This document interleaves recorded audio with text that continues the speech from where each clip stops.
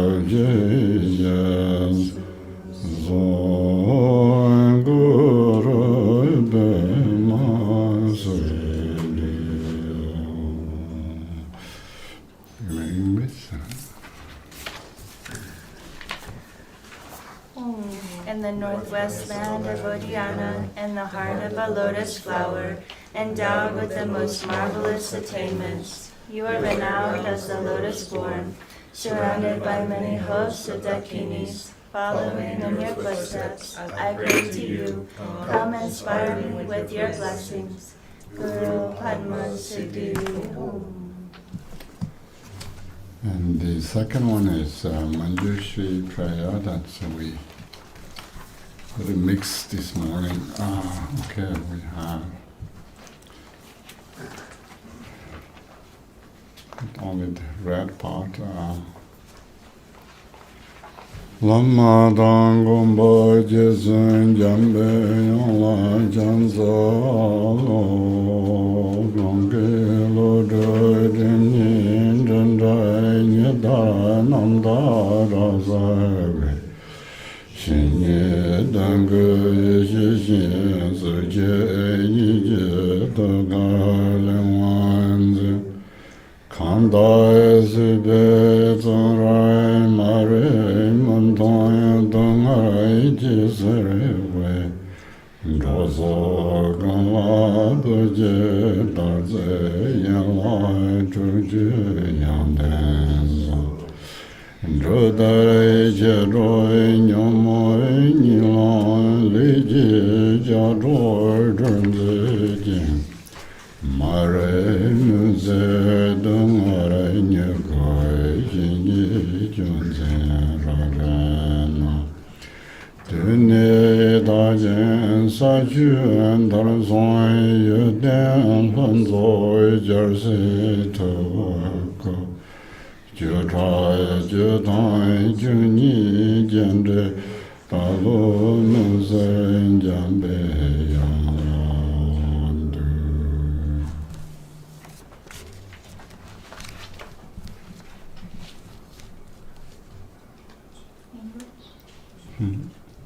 Homage to the Guru and the Protector, Venerable Manjushri.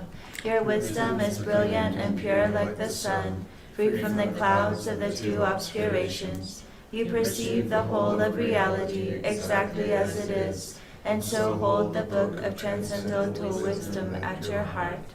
You look upon all beings imprisoned within samsara, enshrouded by the thick of ignorance and tormented by suffering.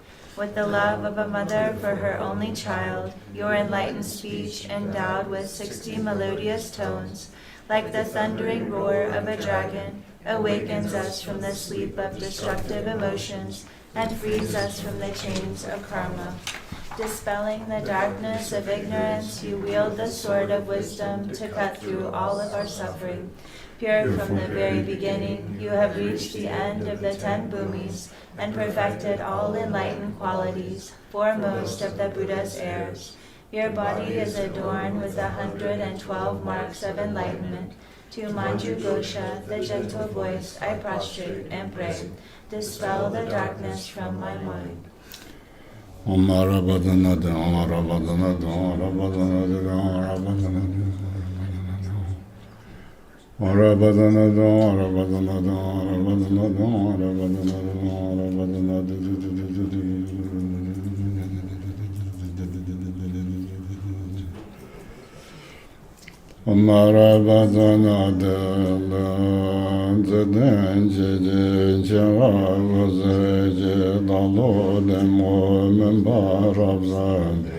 Kadan denju shung lo do ba ye lo ru po be no wan za do lo gang ze ta wan do ba jing zi de wan do na gong bo jam ya jin ni ne jin me ba yang dong ai ju.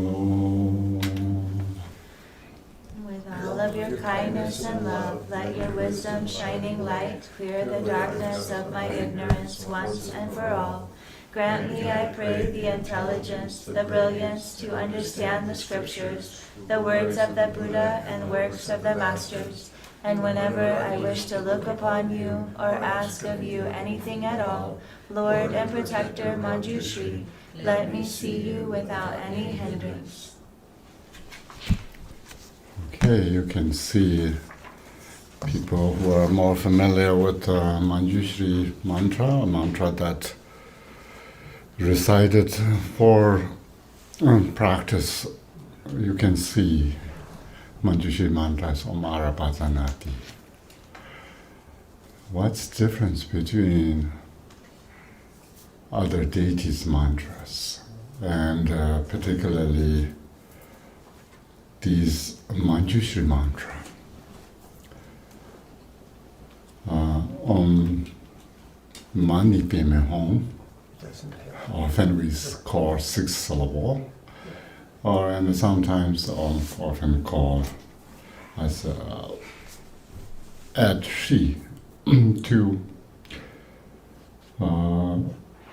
make 7 syllable, but still 6 syllable because Shri is the seed syllable of Amitabha and Avalokiteshvara, Tara, Guru Rinpoche, and all other deities who belongs to Amitabha family, red West Buddha field family. It's Shri. Shri is the seed syllable of that. And we can try to understand the meaning of Om Mani Padme Hum. Yeah. Om, of course, that is contains A, U, Ma, is three syllables that represent Buddha, Dharmakaya, Sambhogakaya, and Nirmanakaya. And then Mani Padme, Mani is a jewel. You can see Avalokiteshvara holding a jewel in a 2 hands at the center, 2 palms. And Padma, Padma is lotus. So that is the sort of name of Avalokiteshvara, that lotus jewel or jewel lotus deity, Buddha or Bodhisattva. And with Hum, that Hum is also Om and Hum are the kind of, if you make a sandwich, the buns, 2 buns that always meet mantras, always have Om and Hum. So first Om has 3 components that Ma become Om. And then Hum has, if you look at Tibetan style of Hum, it has 5 parts. And that 5 kayas, that we call the blessings, Om, Ahom, and so forth. So you can see that these 5 parts are 5 family Buddhas. And that same thing we can see on Mani Padme Hum Om Vajrapani Home. So Vajrapani, we say that is the another deity, and Om Ahom Bajar Gurupe Masati Home or Home. So most of deities' mantras we can relate to the name, and also we can explain. But comes to Om Arabhajana Di, it's not actual Manjushri's name. It's related to a lot. There is, of course, people talk about this is not necessarily Sanskrit or others, and the main thing, this mantra, why this mantra is related to Manjushri, and also how this mantra comes. If maybe we don't have much time, we can check online, but there's a sutra we call Mother Sutra. Mother Sutra, all Mother Sutra talks about the emptiness, and emptiness is mother of all Buddha, or understanding of emptiness is mother of all Buddha. That's why we call Mother Sutras. Mother Sutras has very long, short, medium, short, and short, then condense, and all. This goes all the way to just one syllable, yiga, the syllable. So that's why it start with Om Ara Bhajana Di. So this each syllable is the door of some liberation. That's mentioned in a sutra, Mother Sutra, especially in 8,000 verse Tantra called Ashtasarasika Panchaparamita Sutra, which I think in now maybe English is already out there to publish. If you want to look at the Mother Sutra, that's a sort of a good way to taste what really sutras are. When I grew up, I somehow in a modern, not book form, but the modern text typed it version. When I was young, they published, and especially Tibetans, each family should have that text. If you don't have the big 12 volume and 4 volume long Mother Sutra, but one should have at least the short Mother Sutra. So that is how the Tibetans, our families, want to, when they say they should have a statue which represents the Buddha body, should have a text that represents the Buddha speech, and then should have some sort of stupa form that is a relic, Buddha relic, that is represent the Buddha mind. So this is often called Kusung Tukten, the support of body, speech, mind of enlightened beings. That is important to have Tibetans. Our family, we don't have old one, but when I grew up, we bought this newly published text.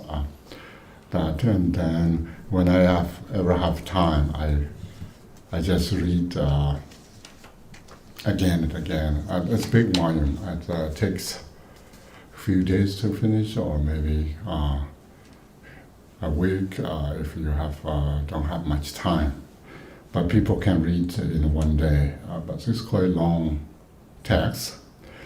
So that is the condensed form of all the 12 volumes that are put together. Or it's a very nice text. Maybe in the future you should have. You could have nowadays can download from online to see what really this text is. So this text, if you read through the text, this each syllable is related to the liberation door of something. Yeah. To say I is emptiness aspect of that. And that's why this Omara Bhajanati is not necessarily name that we can recognize as Manipimi or Vajrapani or Vajrakalaya, Vajrakilikilaya, Sarabhini Bamhongpes. These kind of Mahombejan Guru Pema Sattahongs or the Guru Pema, the Lotus Pond Guru, which is Guru Rinpoche. And we all have that.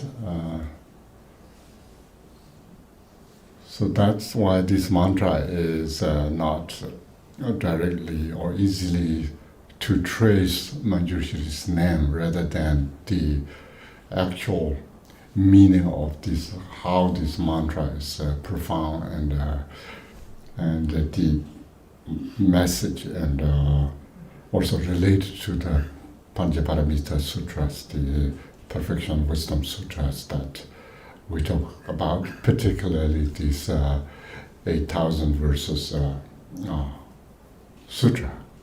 So maybe good to have each family that this text can print out and nicely can print out and have a book form. Maybe this is the modern day.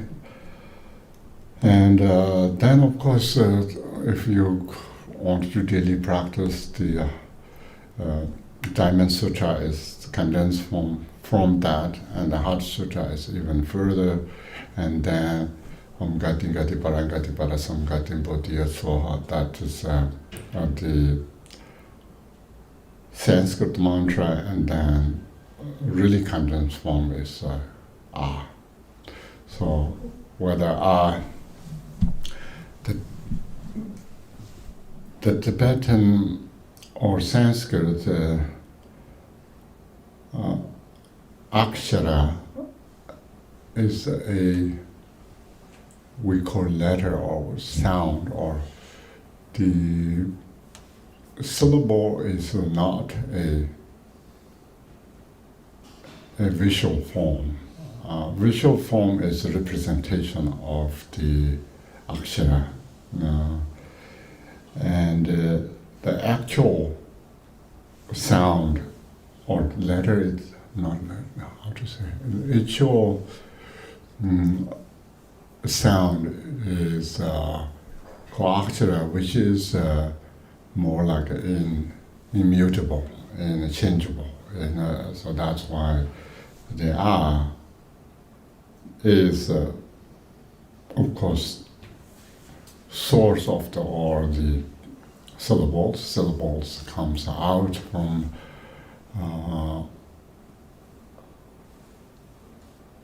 this combination of the consonants and vowels, and without the vowels, consonants cannot pronounce. That if you don't notice that, maybe everyone, of course, notice. Tibetan, we have ga, ka, ka, nga start with, but English, A, B, C, D already have combined the alphabet and the vowels together, so that's why consonant and vowels together, so that's why it's easy to pronounce. But Sanskrit itself is the first letter Ga is written without A is sort of half God that really cannot pronounce. So need R to come out to God. But that's it's just information how R is important, and then how through the R all the syllables are arise from there, and not only syllables but all the visualization and all the deity forms could be manifest from letter R. So here sense of letter R doesn't mean a written form of the Tibetan R or Sanskrit R or English Romanized R. It's much more akshara, that's unchanging nature of the sound. Okay, now we are in reply section. Who's replying for yet? If you haven't had that, we can look at right before this form to check page 19. It says, with this request to the Tathagata, the master of all secrets, Vajrapani, his body bowed, his palms politely joined, then stood before the Lord devotedly. So Vajrapani, we call in the Tibetan dorje, lakna dorje. Lak means hand. Dorje, lakna, na is in a hand. There is a vajra. So the thunderbolt or the vajra or the diamond, tougher than diamond cutter. Do you remember when Diamond Sutra or the Diamond Cutter Sutra? If you want to tougher than diamond, it's Diamond Cutter Sutra. Or the diamonds that cuts everything. So the Sanskrit and both Tibetan and Sanskrit, Dorje Juba. Dorje Juba is more likely the diamond cutter rather than the Diamond Sutra itself. So this text is diamond cutter, yeah, and this vajra itself is thunderbolt that we often use, and the Tibetan translate as doje, the king of stones. So king of stones is, of course, English, not English, Sanskrit we have vajra. Vajra is often used Hindu deities, also is going back to Greeks and so forth. This thunderbolt, I was talking about the thunderbolt, as a lightning thunderbolt. But Tibetan translate as dorje is not really thunderbolt. It's a king of stones. Doije, do is king, jie means supreme or the king. And the Vajrapani hold this Vajra. I mentioned that earlier. He depicted as a bodyguard for Buddha. He carries some sort of club or Vajra. But later, we can see all his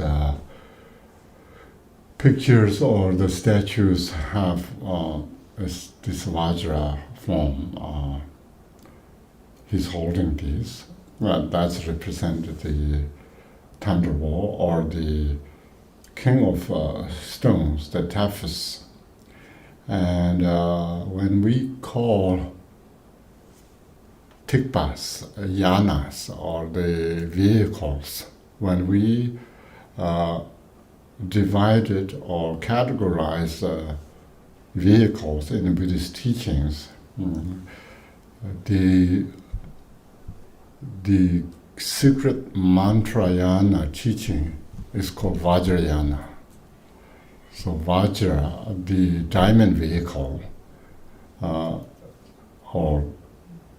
the vehicle of king of stones, why he's holding, now maybe we are going back to how this Vajra represent the meaning of the what he's doing. And we have in the sutras we have collectors or who collected or requested, and we have a lot of arhats, Shariputras, Mangalayanas, and Anantas, and all Kashyavas. And it comes to Vajrayana teachings, the collector or the receiver or the request and or the protector or maintainer is Vajrapani. So Vajrapani, as I said, he has this power, and also this Vajra represents the Vajrayana teaching and the tantric teaching. And if you see here, in Tibetan transliteration, Zangwang. Zangwang means master of all secrets. Yeah. Zang, Zangwa, secret. Wang, the Lord or power of control stat, maintain stat. And his name is Zangwang, the secret, the master of all secrets, Vajrapani. It's a power, but also all the teachings of secret mantrayana or the Vajrayana is maintained or protected by him. And many are his requests. This particular one is his request, and Buddha told him or told to the audience. And of course, Buddhists always talk about there's 5 excellences or 5 auspicious excellences.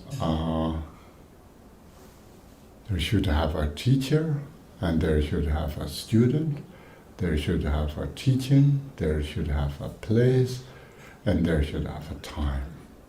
So these 5 is we can think about Buddha Dharmakaya told to the Sambhogakayas, to the Nirmanakayas, and Buddha Shakyamuni to his disciples, and even any time these days, an auspicious place to teach auspicious Dharma to the fortunate students and a teacher, and of course then we have these 4 together. Time is always there with us, and because we are, whether fortunate or unfortunate, we were not there, and Vajrapani requested Buddha to teach this Tantra. Maybe we were there, but we forget.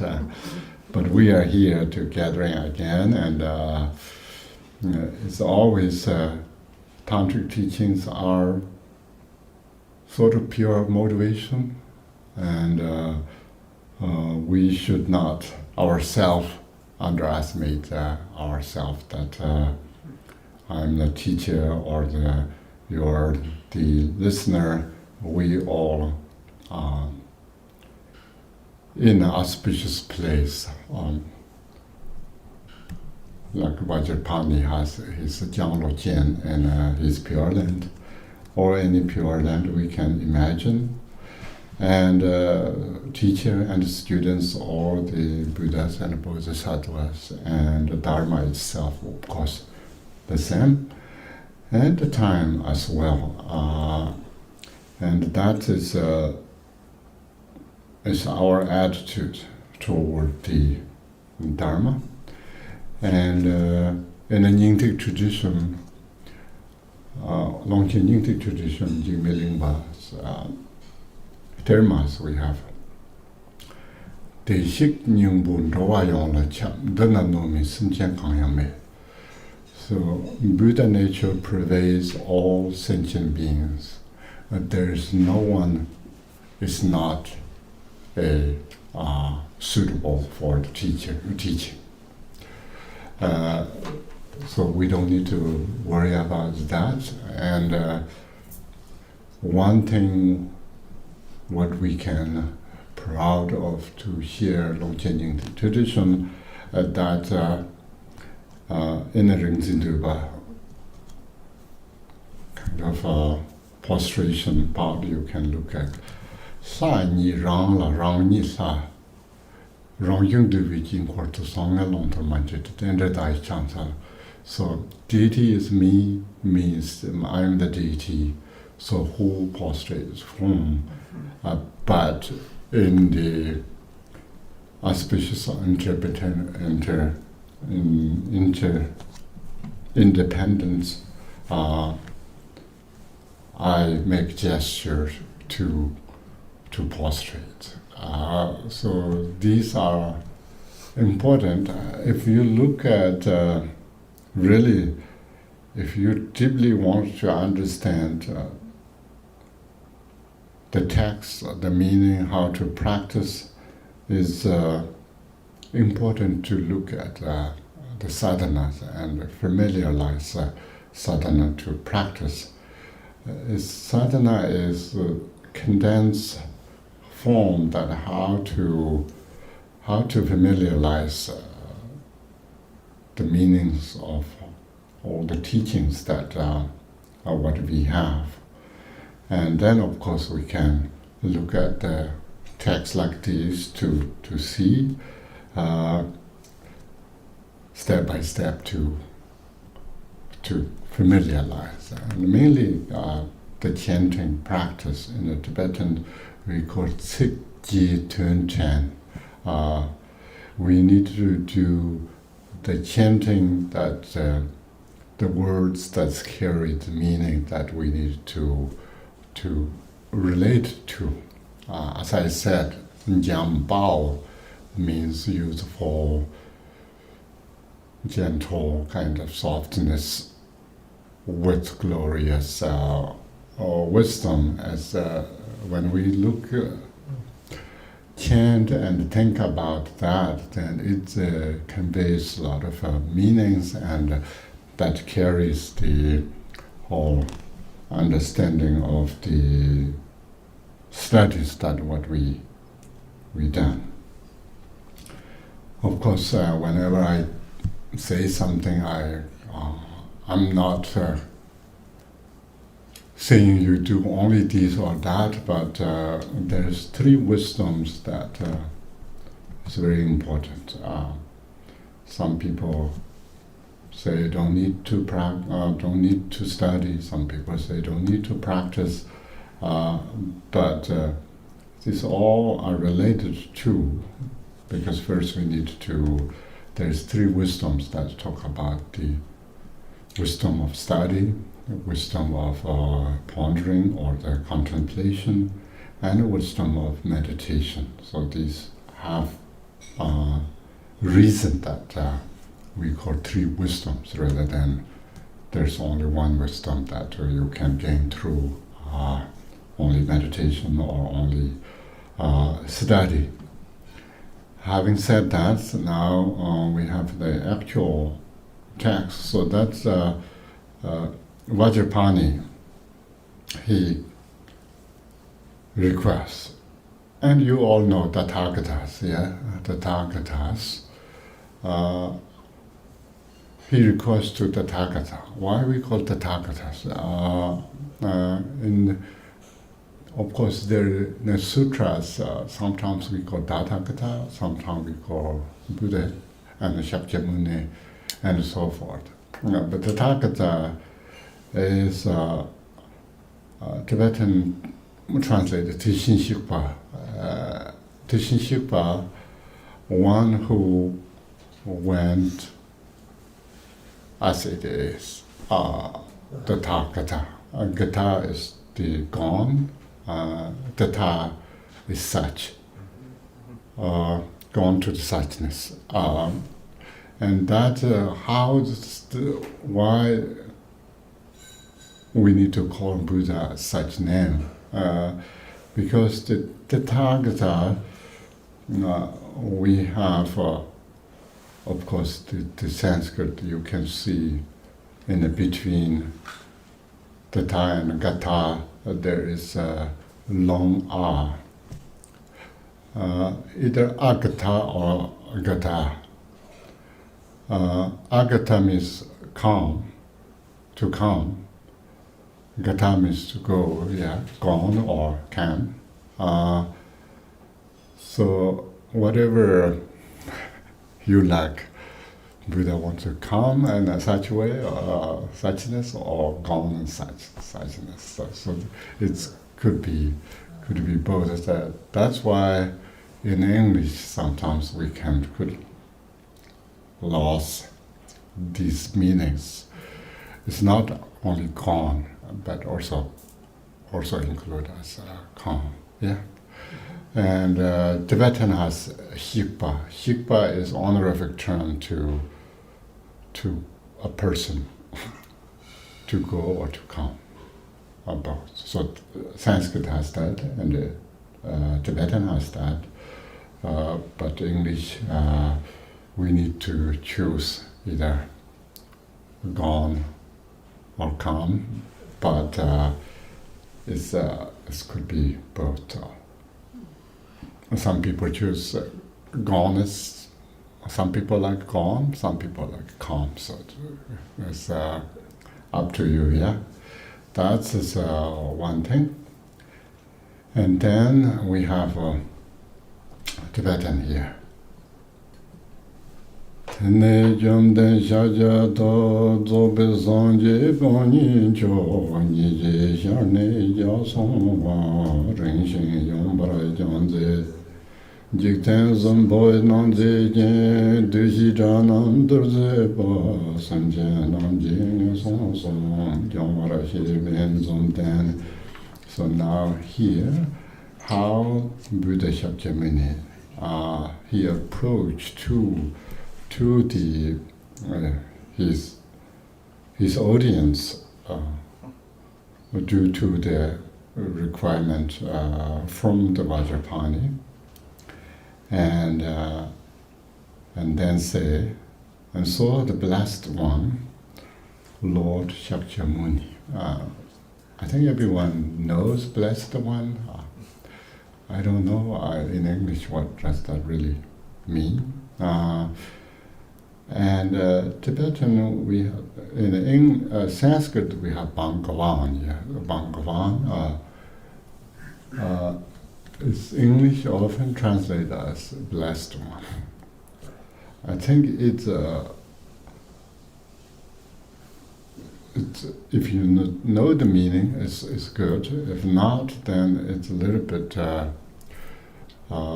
blessed one doesn't really carry all the meanings of the Bhagavan or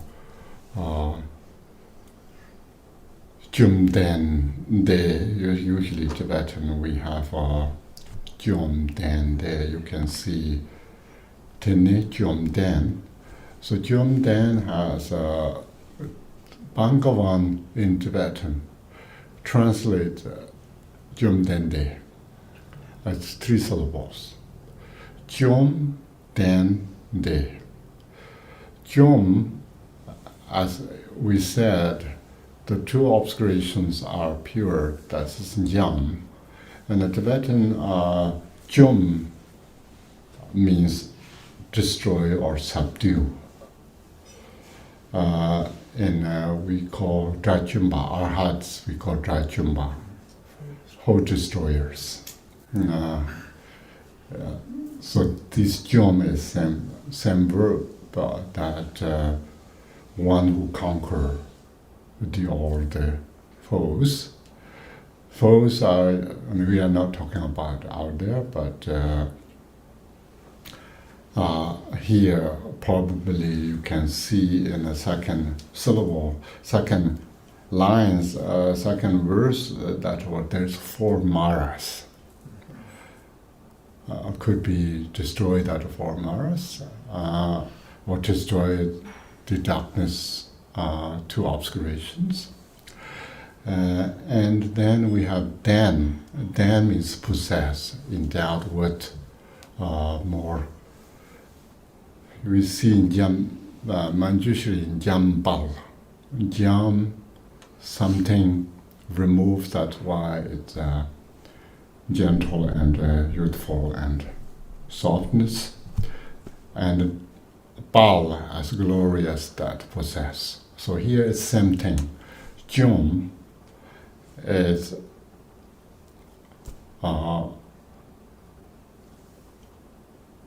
it's the darkness, the ignorant, the outer and inner kind of darkness that is destroyed. And then is possess the qualities. You can see in the Manjushri prayer there is 112 major and minor marks are kind of done or then the possessed. That's kind of then. And then they, not here, but it's carries because that they means beyond samsara and nirvana. So this Buddha is conquer all the enemies, possess all the good qualities, and he is beyond, or he or she is beyond samsara and nirvana. It's important to know these parts because sometimes English doesn't carry all the meanings of that. And Lord Shakyamuni, and of course we adding Lord here, and Shakyamuni is Shakya is his clan name, and Muni who can do it, who can conquer it. So that's why Muni is there. So that's his name when often we use. The best of man, the fully awakened one,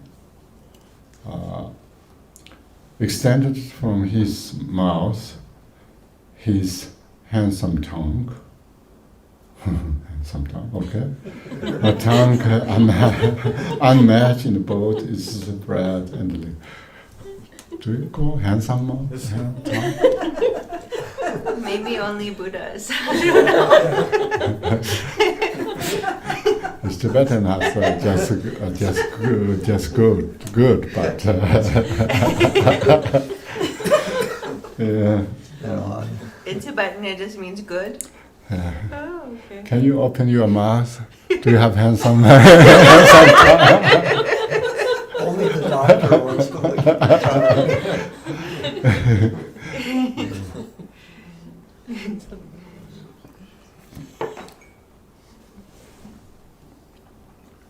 And something that described that usually it's coming from his heart, the teachings that coming from his heart and then coming through the throat and sort of spread out on the tongue to come out from his mouth. That is sort of general way of thinking that teachings are coming from deep down from heart to how to traverse through this. Then here say the tongue unmatched in both its breadth and length. So that's the how to describe because of the teachings that's so profound and so vast, and the tongue is should sort of match that capacity to teach. And displaying the gentle smile to displaying a gentle smile to living beings, a smile that fills the threefold world with lights. That times the enemy, the four maras, that ends unwanted birth in all three forms. So three forms.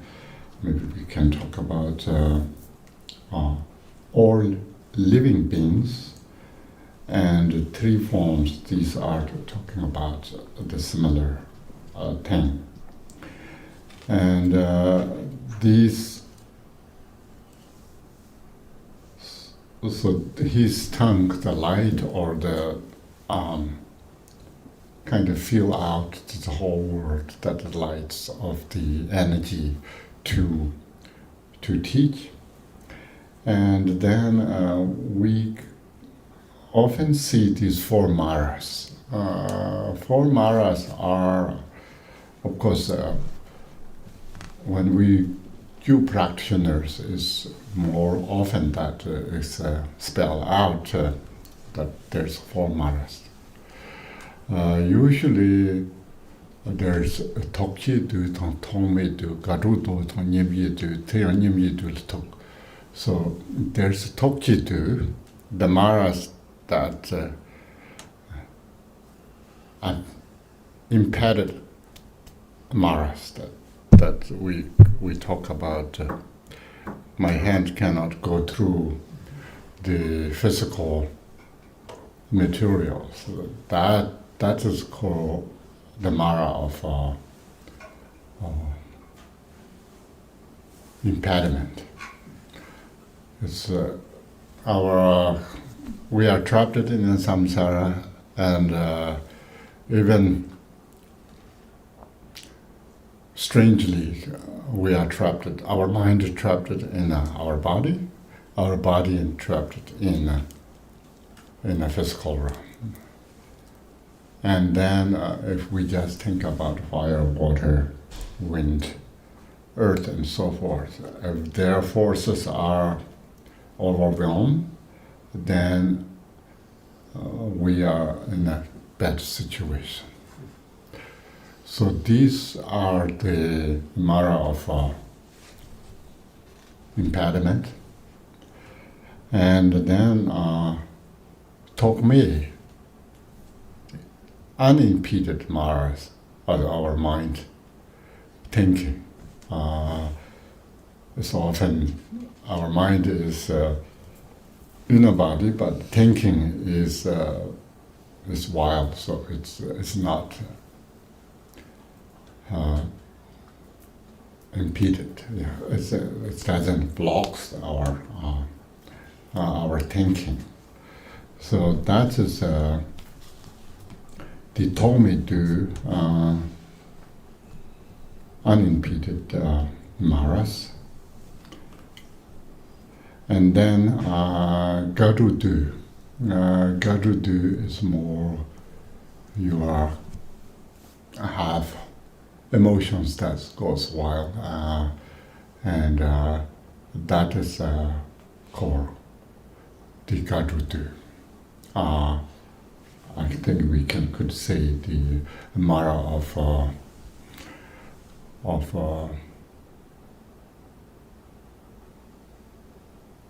attachment, or mara of some sort of mental clingings. And then Mara of Nyingyi is more like a self-eco-cleaning Mara. So these four are generally talks about inner cure practice, and also then these four Maras are why we call Maras, because these will blocks or these will interferes to getting enlightenment.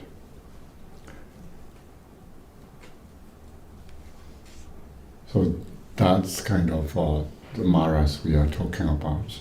And once we conquer these Maras, then we are beyond samsara. And then we can together page 20. Zambe zone nyembaye jiten sumbo tungkane lama doje dogoje zonani larsumba ninje je nanden jurabe rola pembe tende chu yishe lujen jambaraje minju pane tenje tabraji jim tekserwa ngale nyemba zambane Lekso parte dorji shang lana dorji chu lekso zongwe dabo ti jiringi chula lekba dembara sha chune se yi nyong chumden tenne lekshi So here I'm not saying you should chant in a Tibetan. I think English is also a very nice chantable, could be. This melody, if you want to adopt it, is called four-finger chanting. I think we talk about this maybe. You can see the fingers. Some people's fingers maybe all like this, but somehow many are like this. So first one is not pitched that high, then the second one should pitch quite high, and then lower the pitch, and then lower the pitch. So that is the main melody is here. For example, the very last verse. Zongwe dabo te chirengi chula lekbara tembara sha chune te ji ji nyong chumden tenne leishi so. So if you have that, maybe sometimes good to have some guidance. If not, everyone don't know where to take breathe and so forth. It's sometimes important. If you want to keep chanting, but maybe if you are not a Tibetan breather, it's not necessarily. Maybe English can do that as well, maybe. Oh, his voice and melody is like that.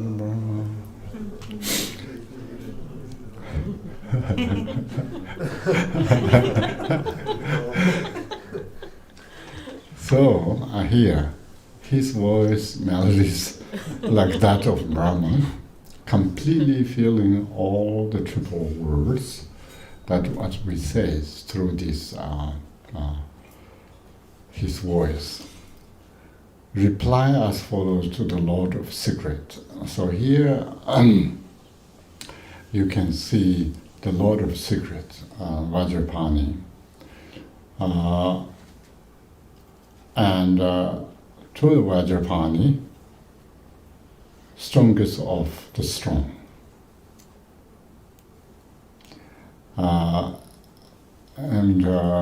As we said, the Vajrapani is the deity form that in the Tibetans treat these triad or triplets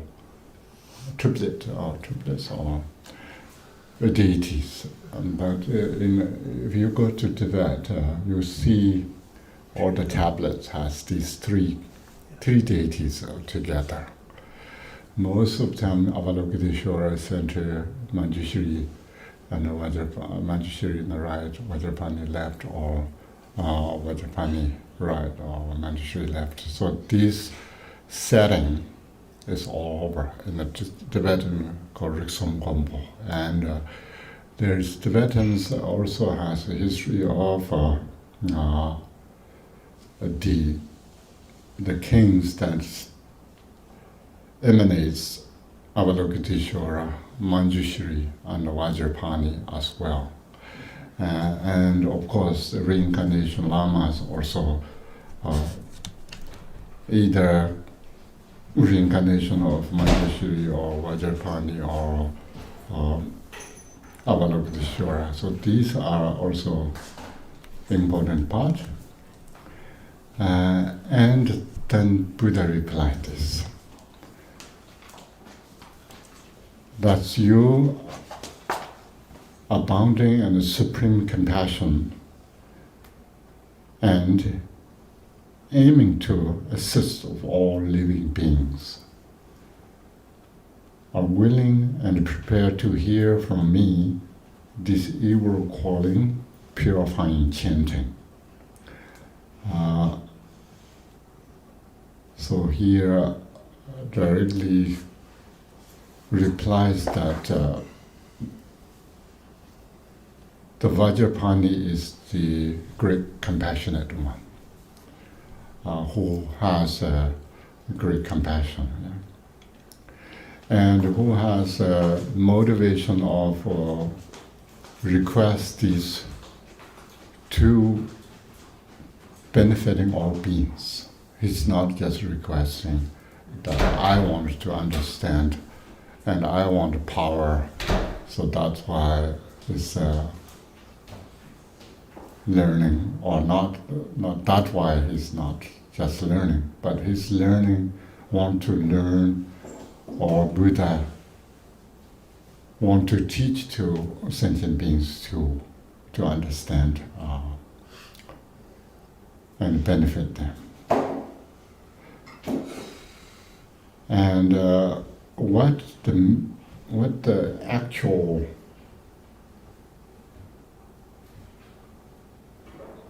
meaning or the is called this evil quailing, purifying chanting.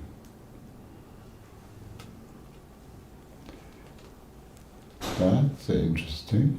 The Tibetan really say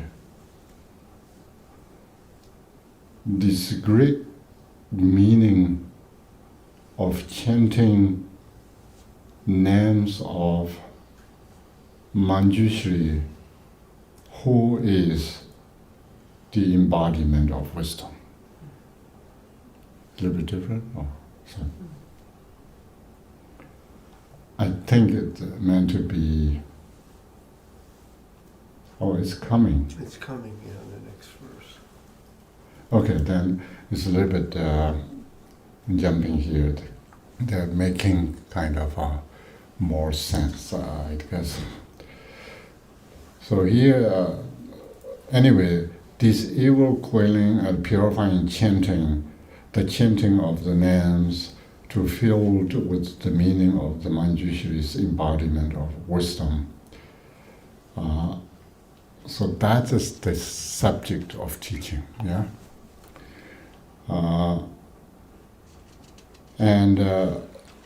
So what this teaching really can do quelling evil. It's, of course, English often use evil. Evil is, I don't like use evil. Evil seems like there's behind have a malevolent motivation to do something here. So Digpa in the Tibetan means bad karma, so negative karma. It means everyone has it. Whatever we do, we print our habitual tendencies to our mind, even we are just being as a nature, but we still infecting around us. So it's not necessarily evil thing, but it's a more our habits that constitute our or constitute or dictate our future behavior. That is called karma. And Dikpa is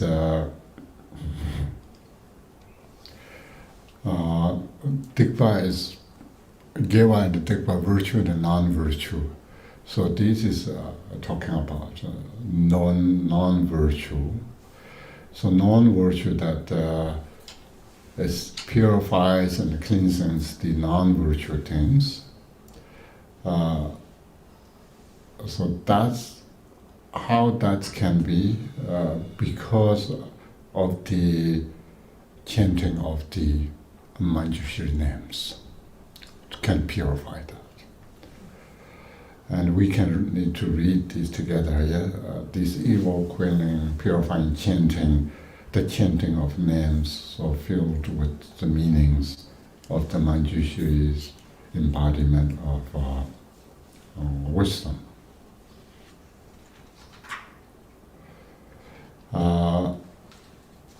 Manjushri's embodiment of wisdom is more like Manjushri, who is embodiment of wisdom, more than just Manjushri's embodiment of wisdom. Yeah, it's a little bit different. The Manjushri who himself is embodiment of wisdom, not the Manjushri's wisdom that separate from, cannot be separate, but is Manjushri possesses the embodiment of his wisdom. But no, the Manjushri himself is the embodiment of wisdom. How truly excellent, O Vajradhara, how excellent of you, O Vajrapani. So here Buddha treats Vajrapani and Vajradhara as a same. He calls Vajrapani as Vajradhara. You are Vajradhara, you are Vajrapani. Earlier we talked about Vajradhara and Vajrapani in Tibet. It's both the same. Vajrapani is one who has Vajra in hand, and also Vajradhara is one who holds Vajra.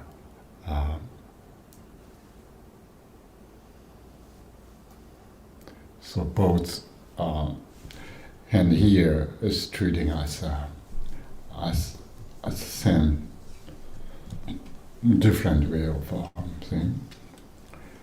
And then,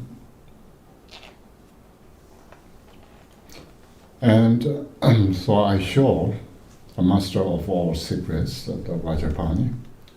He's talking to Vajrapani. Reveal just that to you most splendidly with single-minded focus. Listen well. How excellent response of Vajrapani. So truly excellent, O blessed one.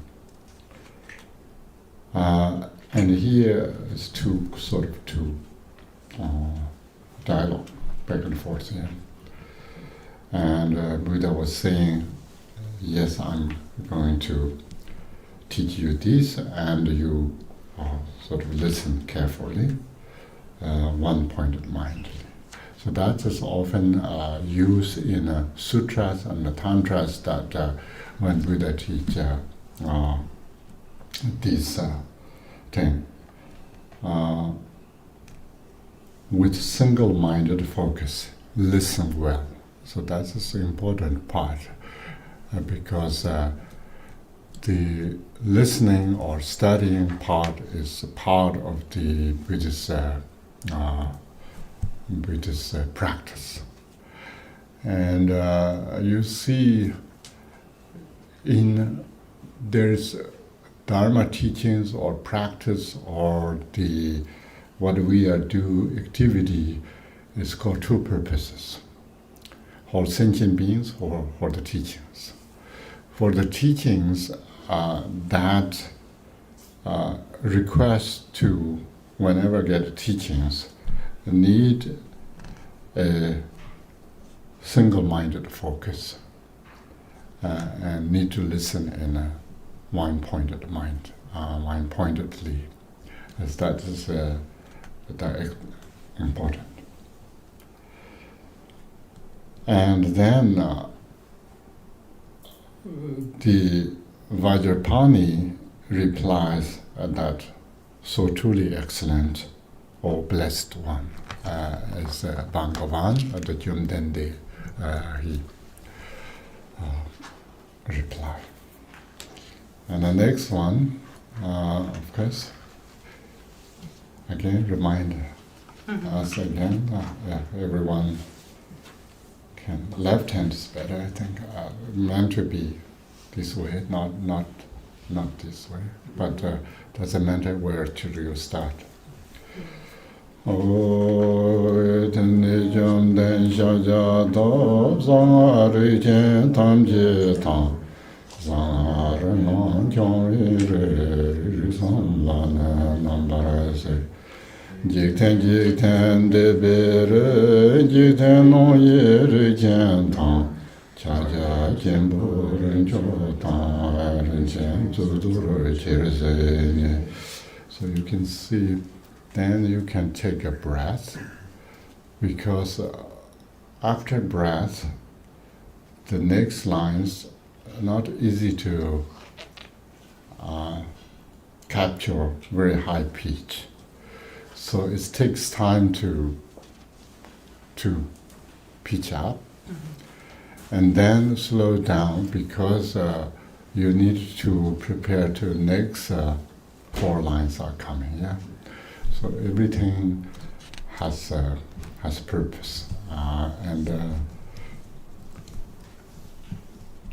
taking breath is very important. While eating or walking or even sleeping, we need to take breath. Of course, then chanting is one of them. Its crucial point is where to breathe. If you breathe these 4 lines middle of nowhere, it interrupts. If you prepare to breath, and the Tibetans,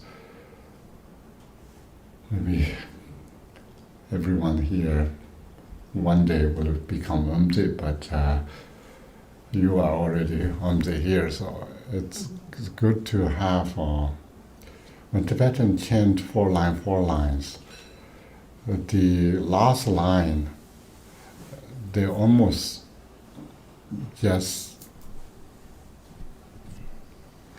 hardly whisper, because they want to capture the next line. If not, if you put too much emphasis on the last line of the 4 line, then next line would be very difficult to start with breath. That's important. Chanting Tibetan. And then the blessed one, Lord Shakyamuni, saying, surveyed in a full the family group with mantras, the family of Vidyas and mantras, the family that is threefold by its nature. And here, reflecting on the Buddha Shakyamuni doesn't really need to meditate to talk or thinking to talk, but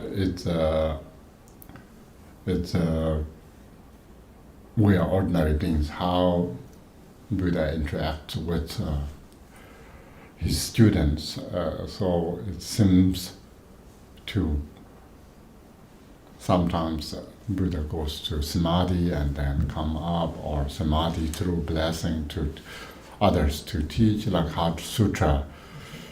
Through his samadhi, Avalokiteshvara taught Heart Sutra and this kind of thing. So how he pondering or the reflecting to others, and he look at or analyze it or survey all the family group with mantras that is, or these tantras, and then we have these vidyas on the mantras.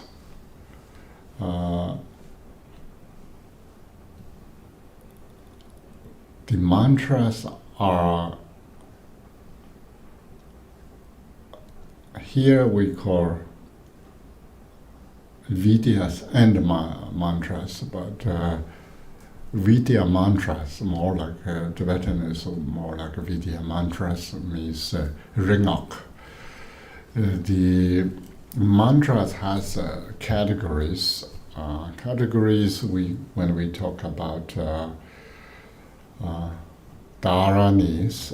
Dharanis are a little bit different than mantras, and the ringok, the vidya mantras are also categories that we are talking about, and then he also look at or reflecting this threefold by nature.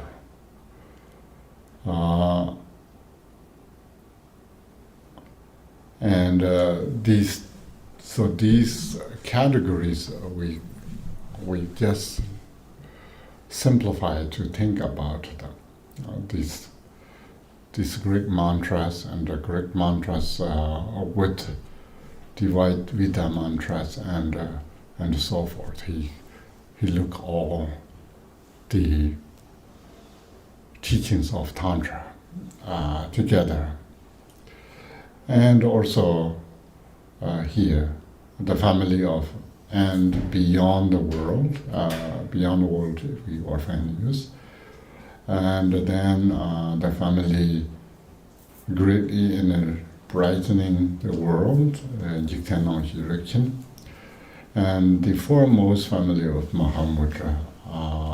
So these rigs we have a little bit,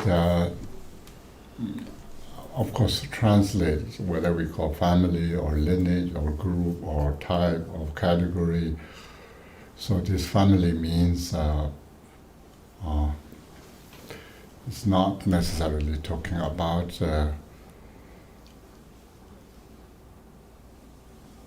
as we call five Buddha families.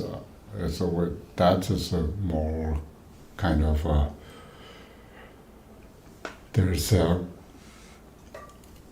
sort of Buddha father and a mother, and then that belongs to or kind of manifest from there. That's why it belongs to there, because Avalokiteshvara and the Taras are the tears coming from the Amitabha, and Guru Rinpoche is also one of them that Amitabha slides comes to this ocean, and Guru Rinpoche was born and so forth. So it's why it belongs to Amitabha family is that's how we kind of not necessarily genealogy, but it's more how it belongs to it, and also kind of genealogy.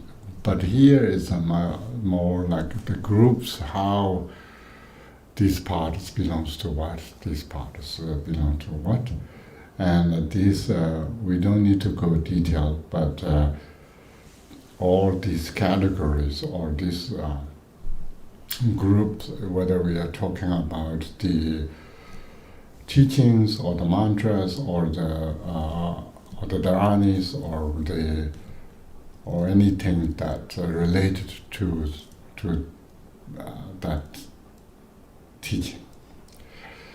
And the foremost family of Mahamudra, and the family with the great Vishnishas. And now we have 4 more lines, and then we have mantra. Tsegida Bodhe Zeje Zama Jarbo Drodenshin Nisa Me Banjuma Dan Niche Chujen Desamba. So now it's versified, and then about the Lord of Speech, he spoke these verses, or he versifies. In Tibetan, it's more like he versifies these, which include the 6 kingly mantras,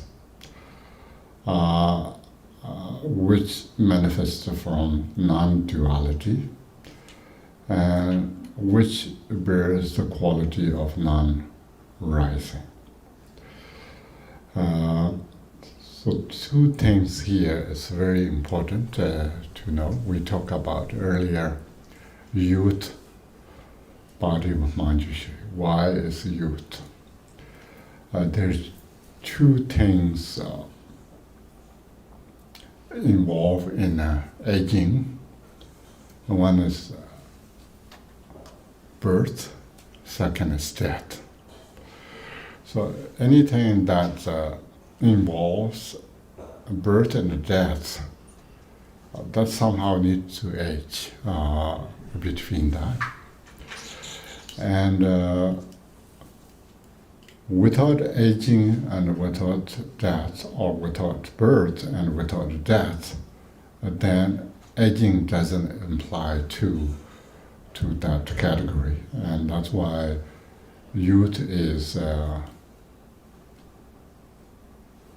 without birth and without death. So here is say 2 things in the last two lines, which manifest from non-duality. That's interesting. Tibetan is more like which manifests as non-duality, not from duality. Which means there's nothing manifest. When we say which manifest as non-duality, yeah? Because non-duality cannot rise, cannot take birth. It's not from non-duality, it's more like as in Tibetan, which bears the quality of a non-rising. And these, without a birth and without death, mainly the without generating and without ceasing. These 2 are very important concepts in the Buddhist teachings, and also Manjushris represent the wisdom. Wisdom also reflects the ultimate reality that has no birth and no death, or the no rising and no ceasing. So that is when we talk about Nagarjuna's Madhyamaka, or anything that Buddha's Panchaparamitas, there's no rising, there's no ceasing. So these 2 lines are really talking about non-rising, non-ceasing thing.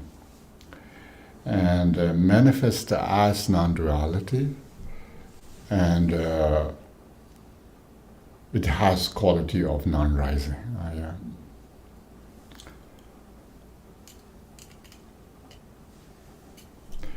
And the quality of non-rising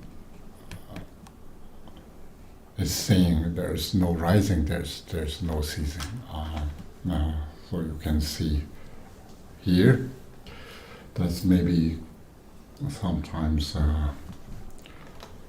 somehow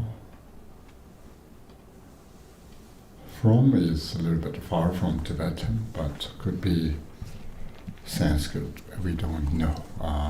It's us is better here.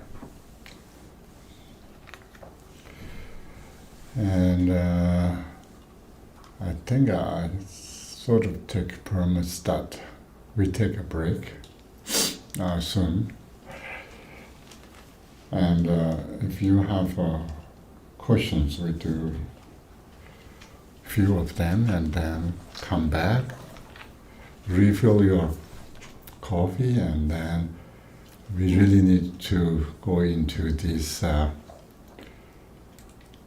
non-rising, non-ceasing stuff.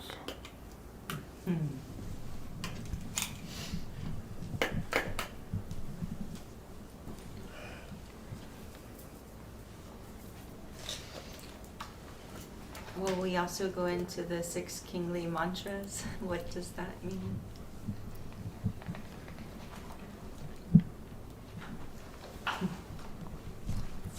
How many are there?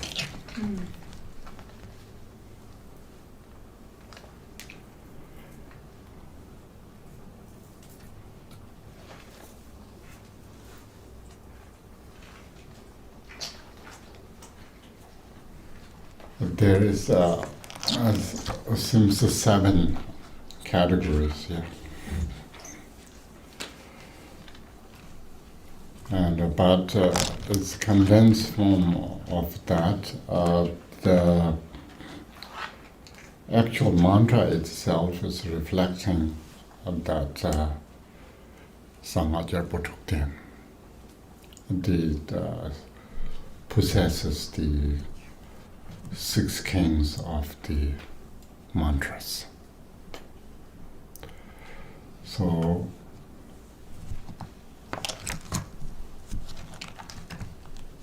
we have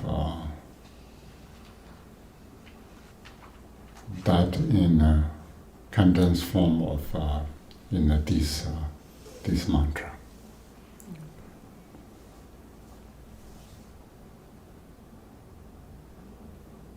The one that follows, these mantras that follow directly beneath?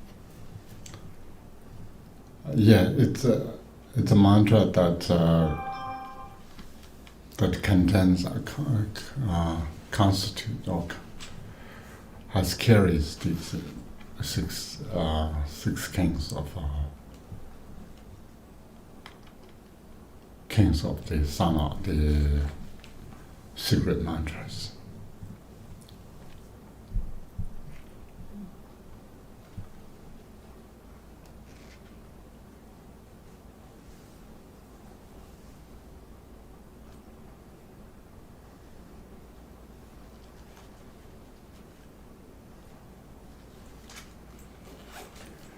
How many lines are there in the mantra?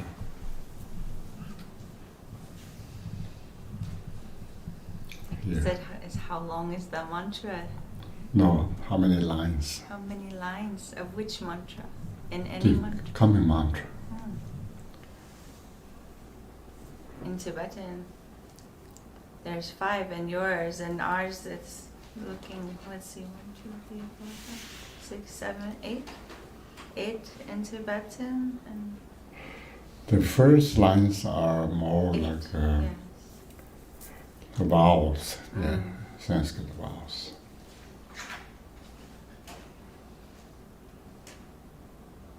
6 then? What 6 lines says?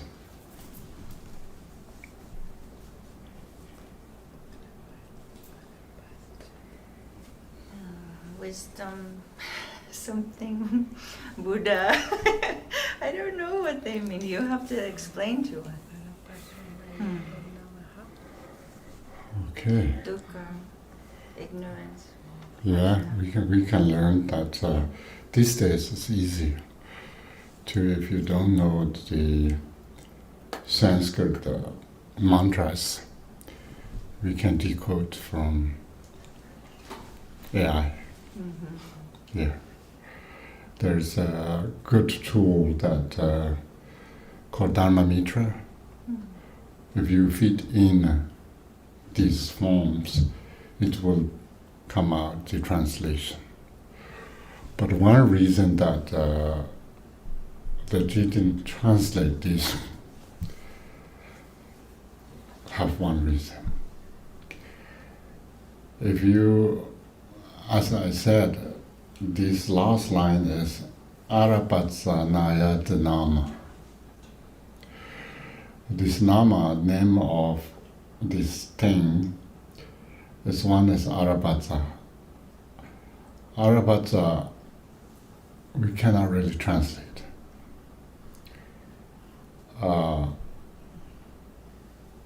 Its meaning need to, these syllables are representation rather than, how to say,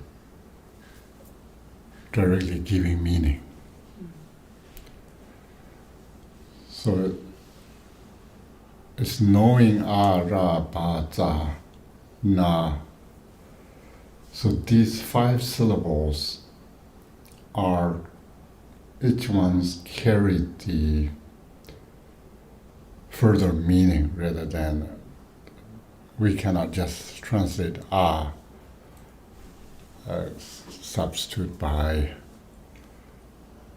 a wisdom or something. It doesn't work in that way because it carries on undecoded wholesomeness of the teaching. It's not, when we decode it, then it would not be Arapatanati. It's something else. So that's why mantras sometimes we don't translate that. And same thing, Sanskrit, a, I, u, I. These are also, it's not translate. It's transliteration's work. Yeah, if we want to know a little bit more about Sanskrit, but what does A mean? What does A mean? But then it doesn't work in that way. But between we have some Pranjanjana Murti and Janakaya Vakishora, as those have meaning, but this is treated as a full package of mantra. So that's why they never translate this into meaning-wise. It's more we need to get from feels from these mantras, not rather than decode meanings to understand. Yeah.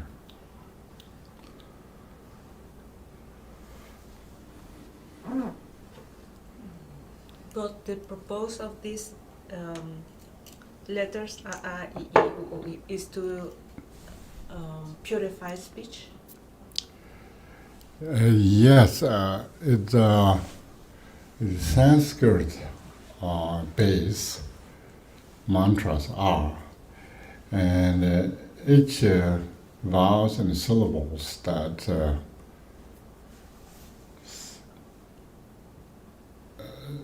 is deep down is our channels and bindus is filled with the actual aksharas. The aksharas, as I said earlier, it means unchanging sort of nature. And these are how the pronunciation comes out. We can uttering that, the utteration of that is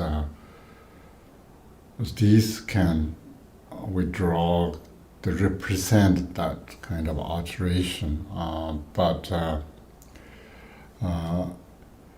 its aksharas should be in our system. So that's why as these chantings of mantras and Sanskrit syllables can open up our channels and so forth. And also, it's good to exercise a little bit there. I, u, e, I, o, ao, a. We often do in preliminary practices or the purification of speech. We have those. So it's one of exercise, whether we're thinking about is already in our system or we want to exercise a little bit our muscles and so forth. It's either way is good. So half an hour break. Come back. Half an hour? Okay. 15 minutes. Okay, then come back on.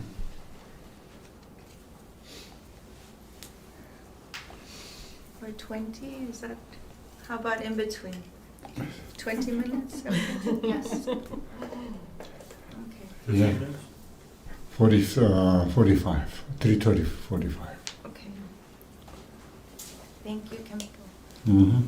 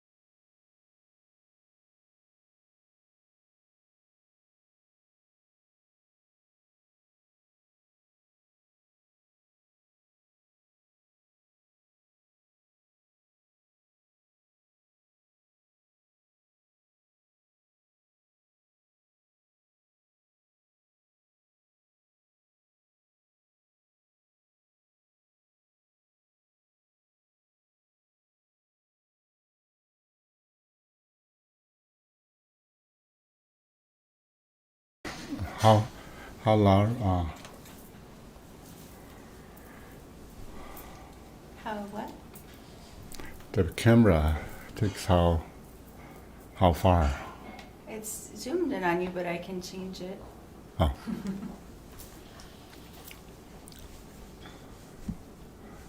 Maybe. What time is now? Did anyone figure out the 6 king of mantras?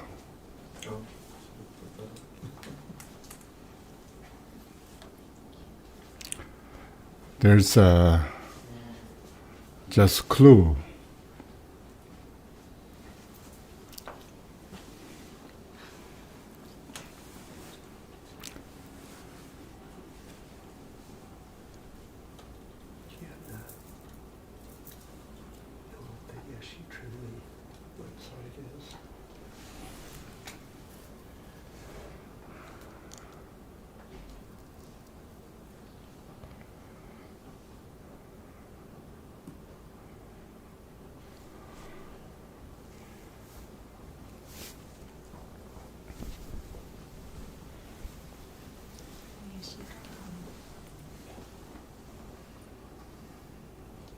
That's probably the easiest way to say it for people to find it.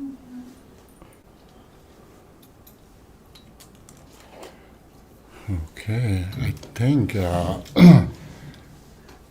what we have here is, of course, it's sometimes disrupting, yeah. And Elizabeth will help us to start. I want to make an announcement here. One of our main groups person here will talk a little bit about our upcoming schedules, my group, and so if you are interested in any of these programs, please welcome, and maybe you need to see your face or just talk, or maybe not. Fine, that's fine. He can go up here and they will hear online with this mic up here. Yeah.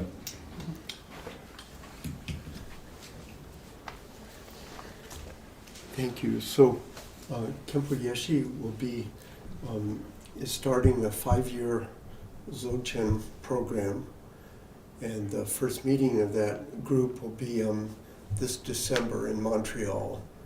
And during this 5 years, we'll be studying the Yeshe Lama will be the basis of the teachings, and we'll be studying the Korde Rushin practices, Trakcho and Togal, and have a chance to practice, do the sadhana practices associated with the Longchen Nintig, the Rigzen Dupa and the Dechen Gyalmo, and I'm not sure what the Palchen Dupa. Palchen Dupa as well. And that's open to anyone who can come. It's good if you can come to all of them. That would be the best.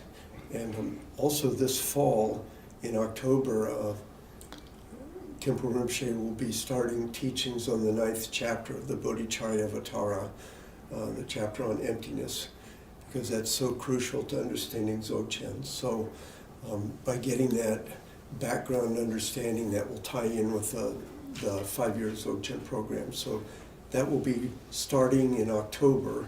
There's no date yet, but it will be once a month online, and we'll be studying different translations of the 9th chapter of the Bodhicharyavatara. And so to find out how to register for these programs or for more information, you can go to Rinpoche's website, which is Khenpo. You can find it at khenpoyeshe.com. Thank you. Thank you so much. Excellent. Thank And you. also, Thank you, Will. maybe Elizabeth can post that on whatever venue, website or email. That's what we are helpful. So I'm doing this because of now I have a little bit more time, and of course, time to time I come here, and we will have a second empowerment, or third empowerment, or fourth empowerment, and I'm talking about repeating empowerments that as well, and teachings that whatever you suitable or you want to, and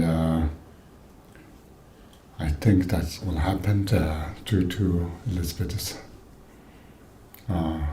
kind and to form which is vision, and we are very close, good friends, so doesn't interrupt our flow of our teachings, our practice, and so forth. So that's good.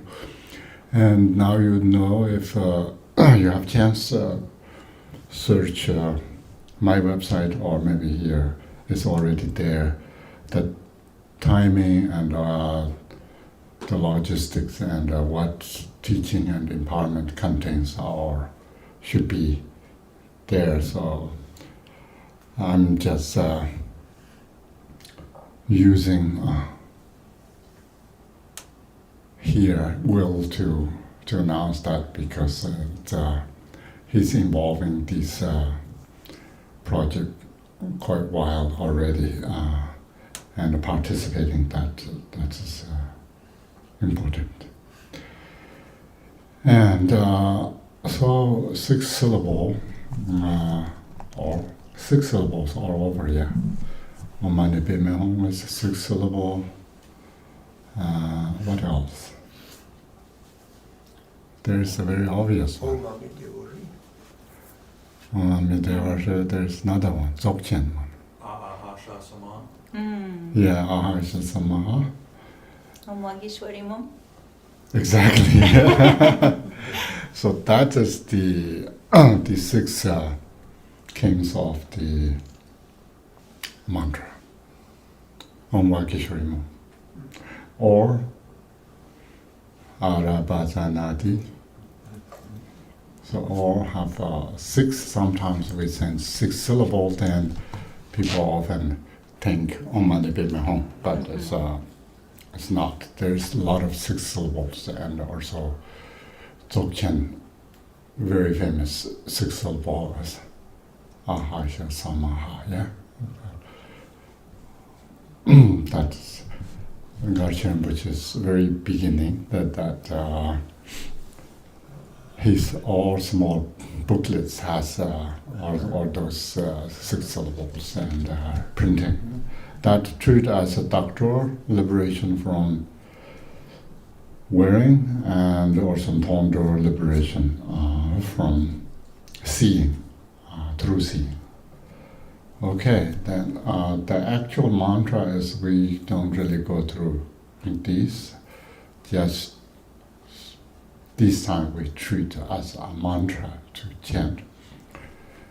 A a e e o o e I o ao a tito shindi jnana murti raham bhuto bhutanam trita vartanam om benza diksha dukha china pranja jnana murtaye jnana kaya vakashora Arabhajanaya Nama. So that's the mantra you can chant. Arabhajanaya Nama.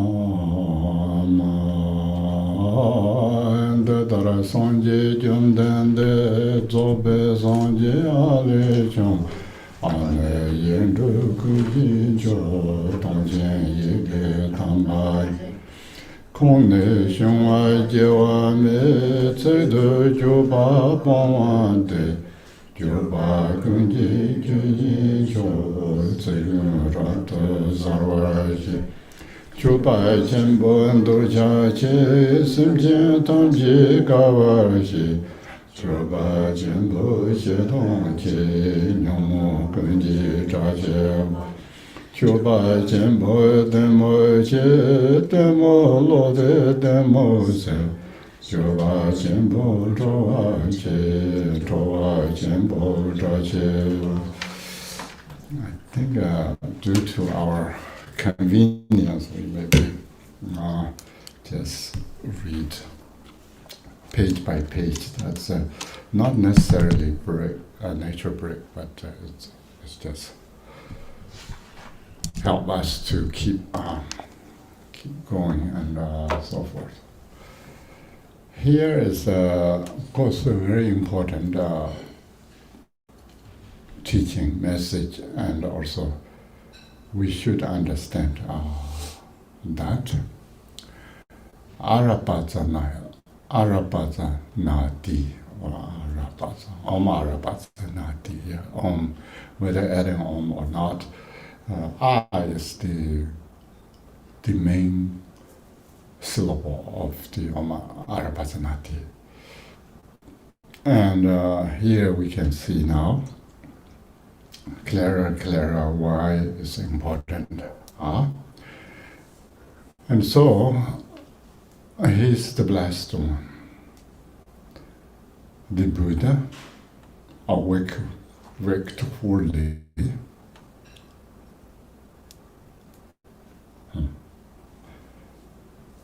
Born of letter A. So, it's saying not only the Buddha Shakyamuni or any Buddha is born out of A, but any Buddha would be born out from the A. We discussed a little bit about this A. A is condensed one syllable form of a Mother Sutra Panchaparamita. And why is A here? As I think even very beginning, baby Sims can say Ah. And in Tibetan we have disconnects to the parents, Abba and Amma, father and mother. And this Ah, you can see every letter you want to pronounce should involve with a vowel. The vowel should be some sort of contain Ah. That's one thing. And then there is a text that we call Guhyagarbha. And Guhyagarbha, when we talk about manifestation or the deity visualizations,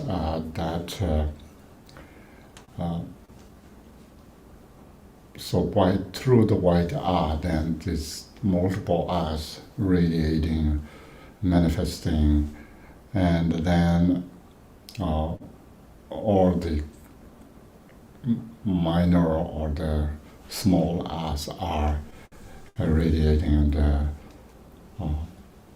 emitting that two forms of all the deities arise.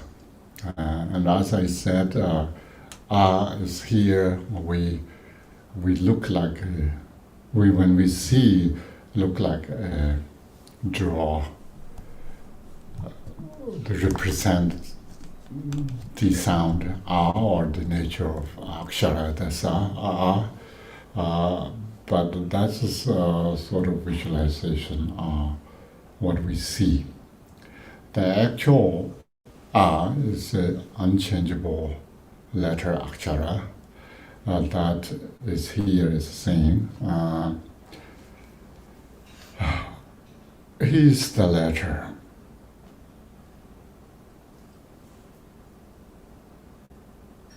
He is the letter.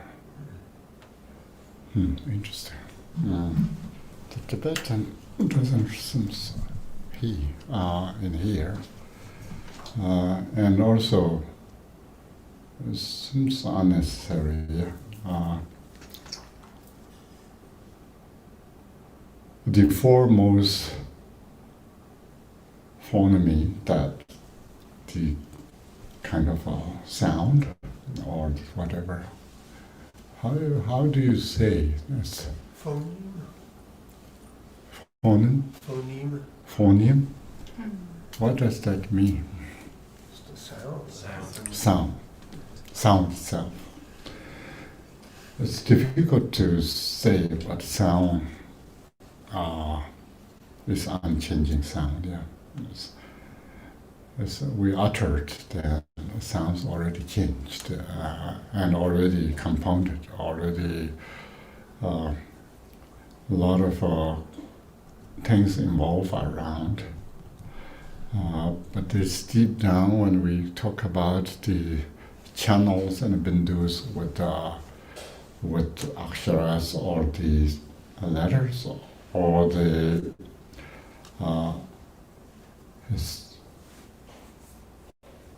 it's the yike in the Tibetan, the syllable or the letter is not necessarily fixed of how we understand the sounds and syllables, but more is much more deeper sort of nature. So one thing maybe we can understand a little bit in Dzogchen tradition, that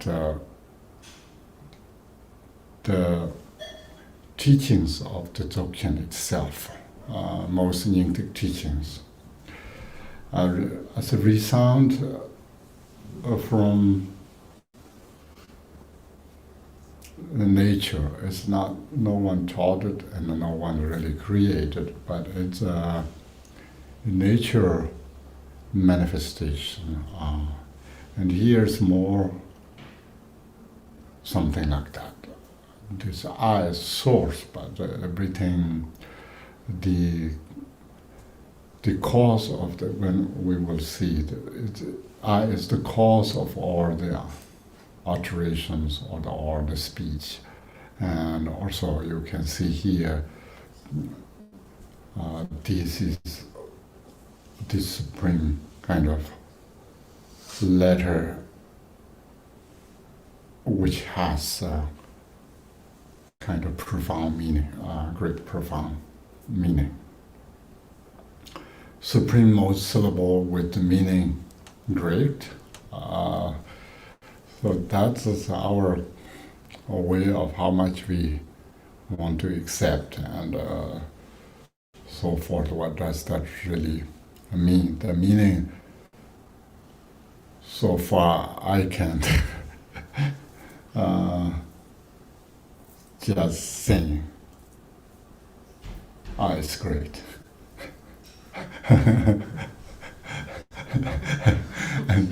and you need to say, yes, it's great. Other than that, then we need to go through a little bit deeper to say, what is unborn, unceasing, or non-rising, non-ceasing? That is too is very important.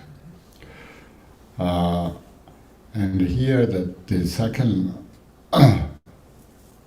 verses say, rising from great vital force, unborn. Sometimes, of course, we have these two Stockholm things. Yeah, we say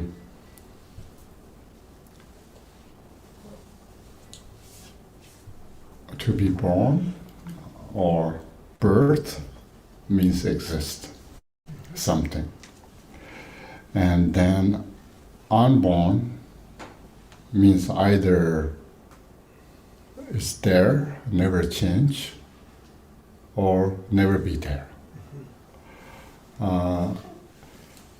And that's how we, our mind kind of treat. So here is, so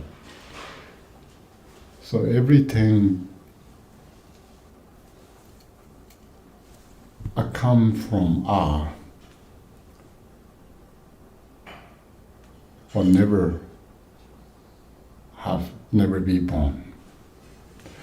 And that's difficult to accept, of course, unless we have a little bit training of Madhyamikas or others. So one thing, the concern of what we have, of course, Vajrayana tradition and also Tibetan tradition, we have colorful deities and also colorful offerings and so forth. And we just don't want to deny that these never exist, therefore I don't want any of these stuff. And I don't want a shrine room, I don't want deities, I don't want offerings. And so, but sometimes easy to say that and could be practiced more like a chan, I'm not saying chants doesn't need any support, but it's good to have things around. At the same time, we are not accepting things as it appears. We accepting it's like dreamlike image here.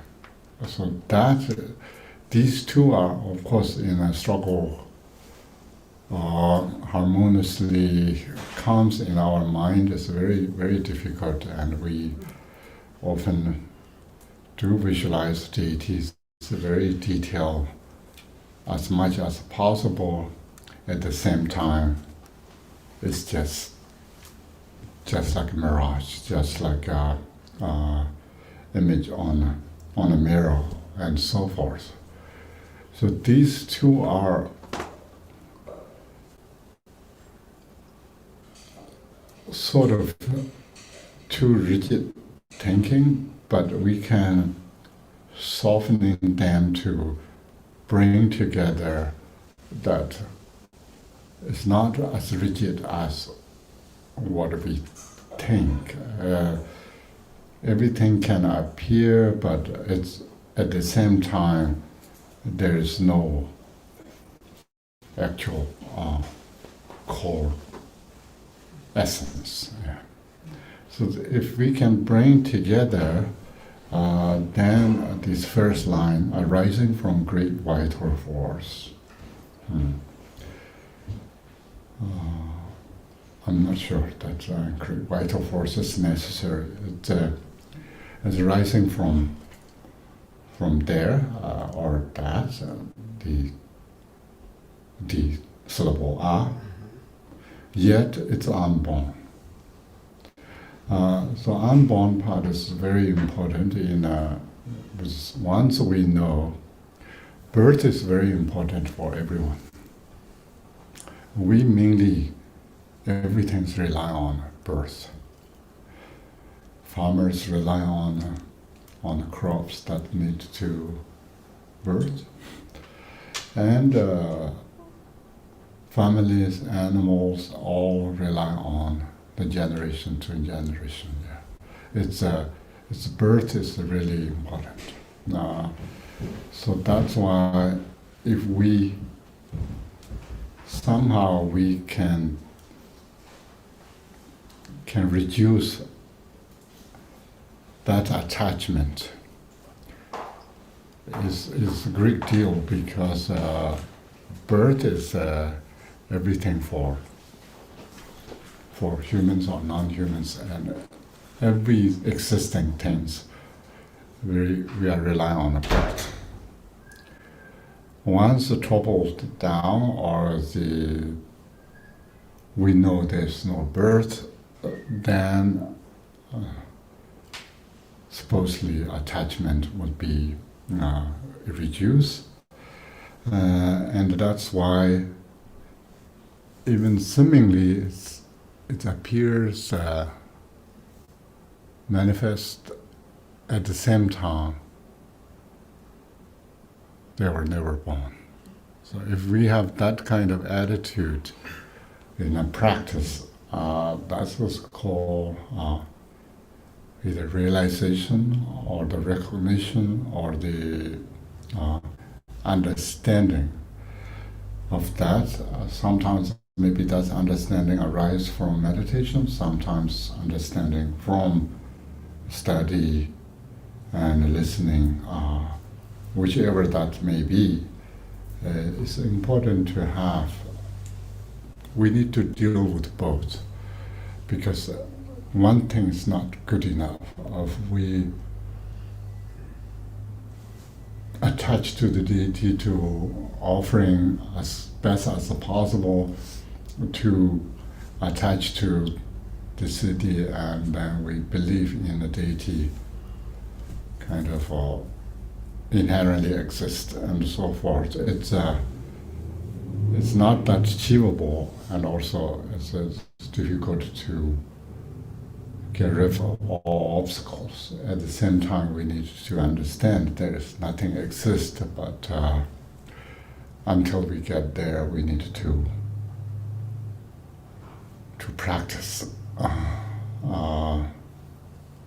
Maybe not really alternation, but as best is seemingly arise as there is no birth, is we understand that directly, then it's good.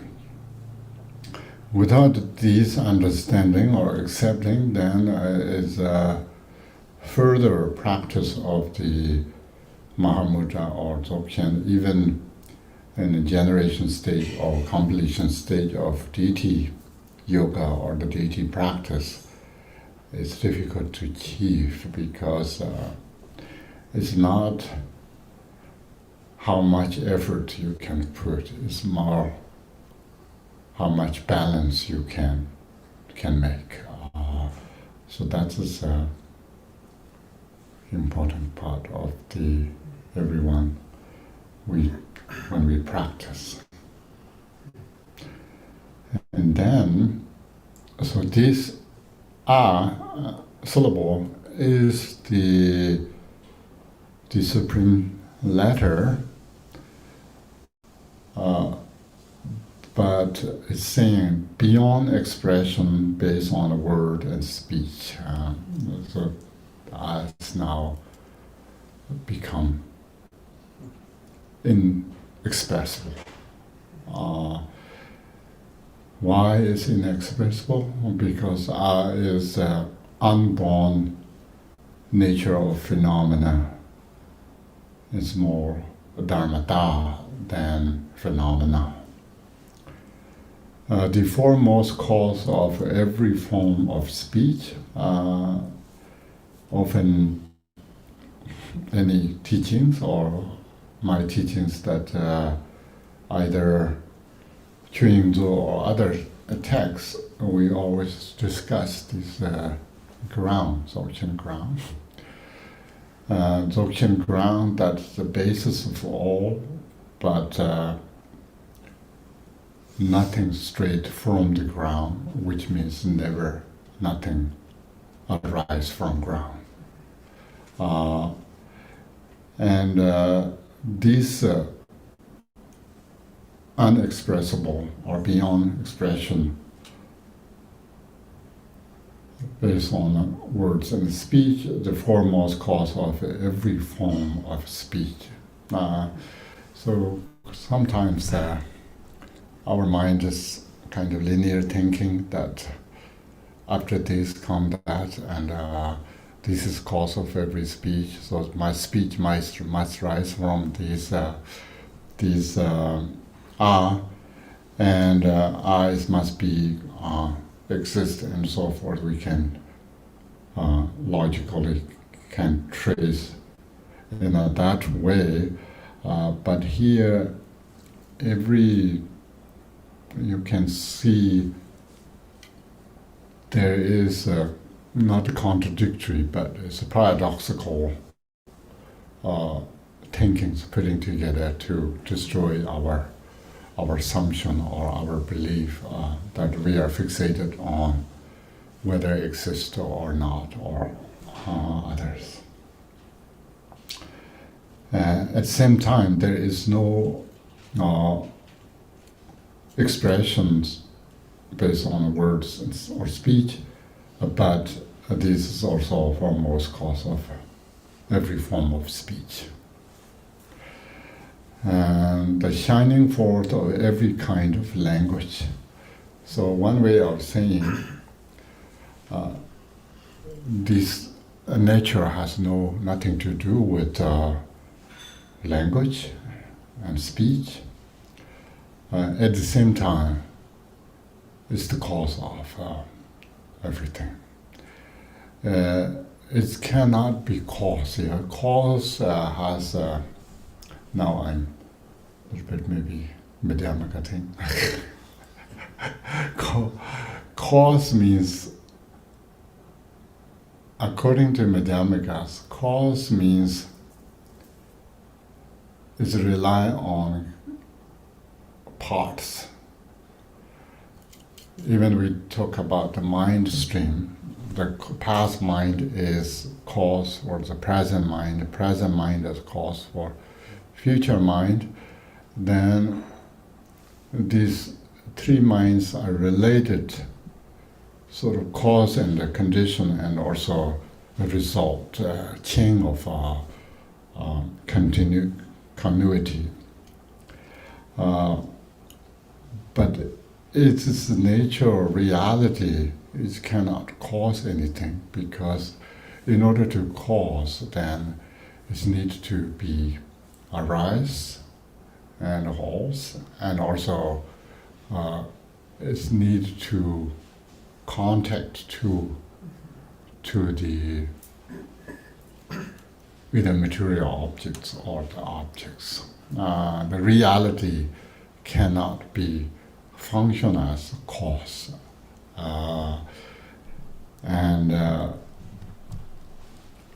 Here we sort of carefully or gently we need to think how to maneuver these words, yeah, and also it's kind of mind training. When people like mind trainings, there is 7 mind trainings in many traditions, but this is real mind training. So how we gently touch to phenomena, but not attached to them. So that's the main point. And how to do that? We are not really negating anything, but we are not accepting anything as well. But we need to somehow start from that. Yeah. Okay, maybe these 2 important verses we can chant together or read together in English to remind us how we can deal with this. Starting at the first one or the second group? The first two verses. Okay.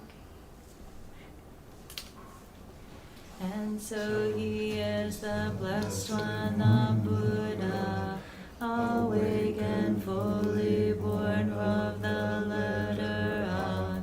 He is the letter A, the foremost phenom, supremo syllable with meaning great, arising from great vital force unborn, beyond expression based on words or speech, the foremost cause of every form of speech, the shining forth of every kind of language.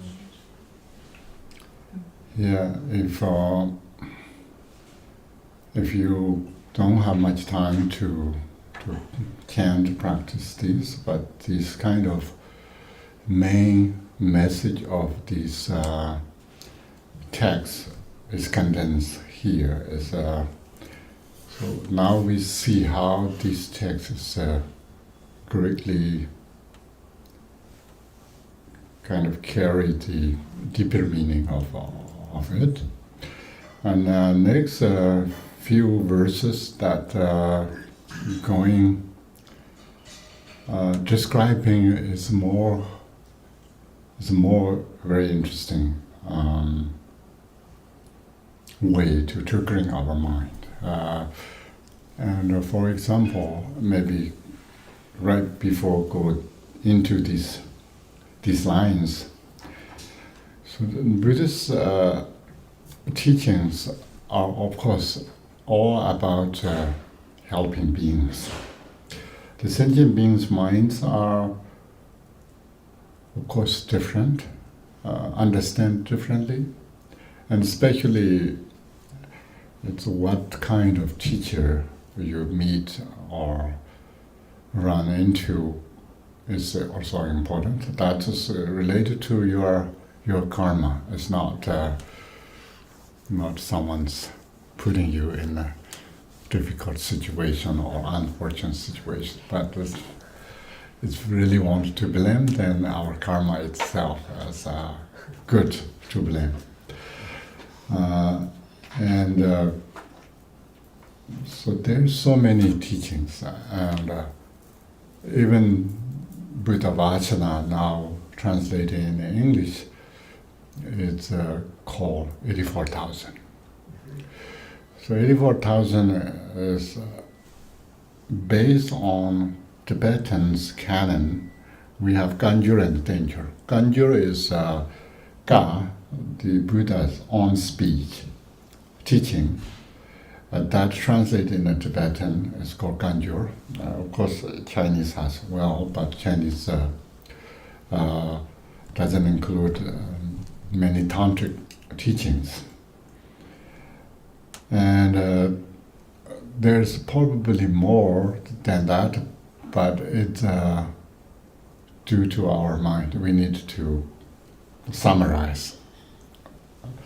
As there's 84,000 types of human mind, mainly humans, teaching to humans. And for the antidote of that, we have 84,000 types of teachings, different teachings. And some teachings are very direct, that teaches you that bad things are very bad, good things are very good. Black and white is, if suitable for you, then there is way of dealing it. Avoid as much as possible bad things if you think there is a bad. Do as good as much as possible. That's sure. And good and bad judgments could be very strong. And also say bad things we can discard. We can get rid of bad things. We can uproot bad things. We have can gain power, and we can get all the goods. And earlier we talked about these two things. Yeah, we can remove all the obstacles and gain all the good qualities. That is Jamba Yang and Jamba or Jom Den.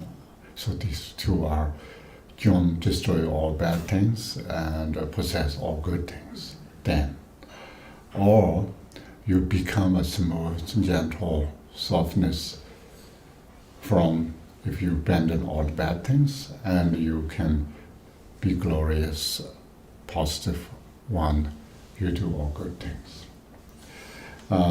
If we are fixated on and we have strong sense of that good and bad, kind of black and white idea, and also a strong sense of we can remove bad things completely and replace by good. That's one way of doing Dharma. And then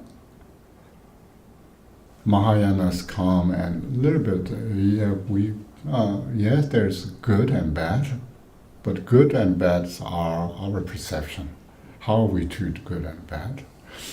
And good and bad are not really out there to exist, but how we judge the good and bad. Not we are trying to effortfully remove all the bad things and replace by the good things. Rather, maybe there's some things transformative, and we can don't necessarily get rid of all the bad things. We don't put that much effort, yeah. And then these Mahayana bodhicittas can transform to things. We don't need to really fully get rid of or replace by good things. And then Vajrayana comes. We already base on this view of good and bad things our judgment. Then Vajrayana even wants to talk about even bad things are good. So somehow we need to train until bad things see us good. How much effort we put to get rid of bad things, we are just effortfully doing something maybe more harmful than more helpful. So we need to train ourselves not removing bad things, not even transforming bad things, but we treat bad things as good. So-called bad things. They're already saying there's no bad things there. And so these tantric things, then you can see in our next few verses that what we call generally we call the tradition of our teaching 5 poisons. So how much poisons in there we have, whether this anger, hatred, jealous, all these are we can get rid of by replacing by love, kindness, compassion, and so forth. Or these are just more temporarily surface level kind of expressing rather than get rid of fully, or we can transform or these, or we really need to work with them to see what's the nature of these poisons. Maybe we need to taste a little bit of that. How about we call some things dirty, sometimes unhealthy, and so forth. Sometimes culturally, in India we have people treating that cows and elephants and dogs and horse, humans maybe we still do in our modern days. But how about we eat a little bit those fleshes to see how bad they are, rather than saying in a culture that it's very bad things.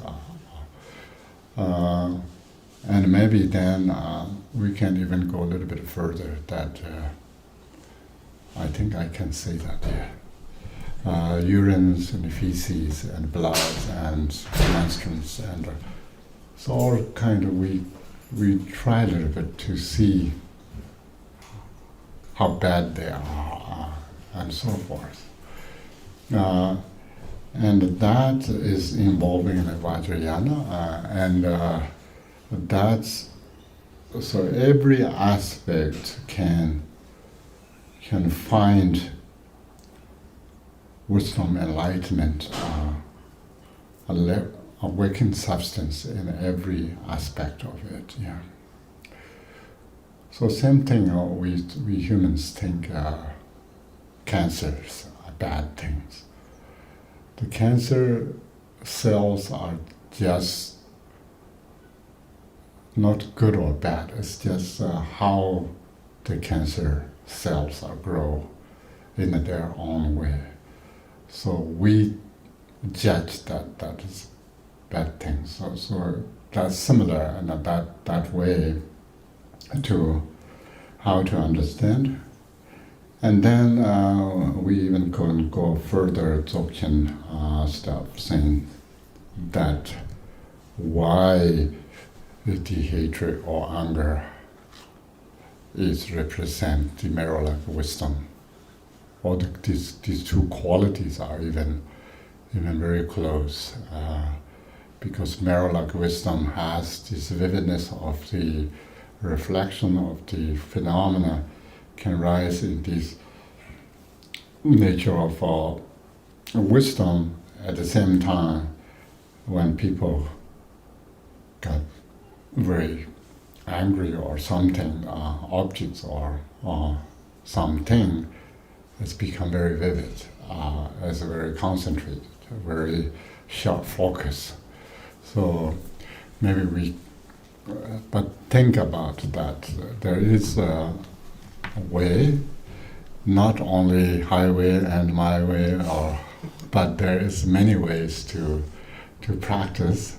Don't think others' practice is only right or wrong, but we can practice our own way as well. And due to meeting such profound practice, of course, as I said, it involves a lot of karmic connections and karmic ripenings, and we have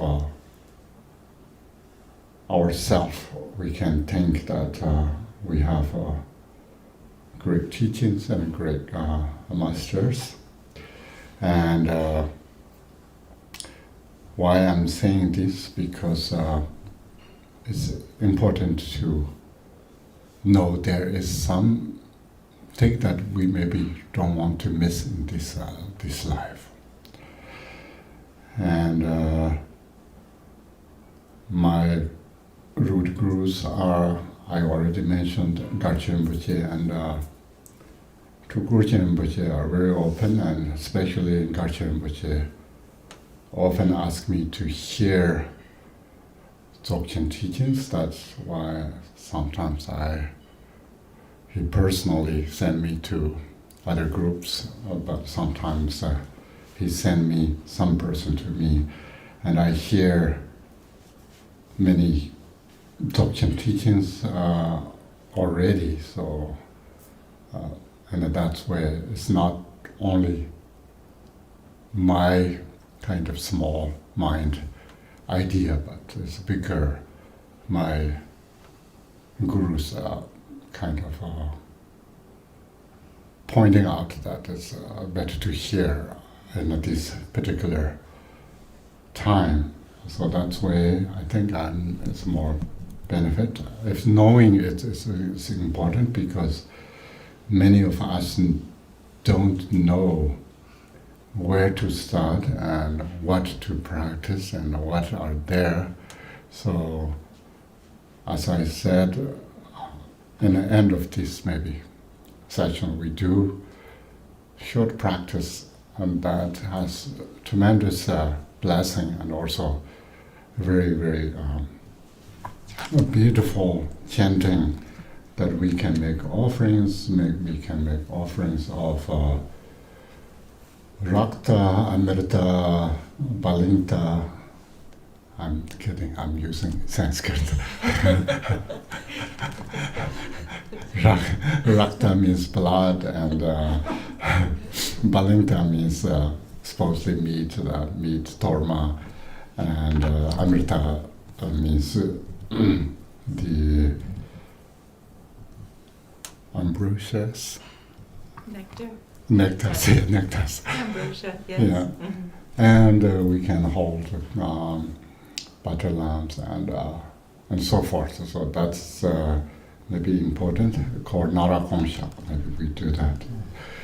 I want you to taste a little bit this important practice and sadhanas and teachings that brings us more meaningful in a short life, rather than we can talk more about Buddhist history, philosophy, pramana, abhidharma, and all kind. But sometimes we can look at main contents. So this is one of the Yishi Lama that Ron and I discussed on this Key Daomen's translation. Very interesting to read, but more summary than maybe translations. And then we have Lama Chunam and Sanjin Khandro's translation, and say now we have another one. So anyway, maybe tomorrow morning when I chant Tibetan, you can look at the English version of that. That condenses all the blessings and all these lineage prayers and all the purposes and all it's very wonderful chanting. So that's one thing. And then we have nitty-gritty thing here. We have 5 poisons. Either you take this as seriously, as bad as possible, or this is nothing but our kind of delusional dimension that we treat in that way, but nothing bad in that. Or even this could be a good thing. Okay. Great feast who takes the form of great passion, producing blessed in every sentient being. Great feast who takes the form of great anger, great me of every mental position. So here is interesting. A great feast, Tibetans in Chopa. Chopa is offering or worship or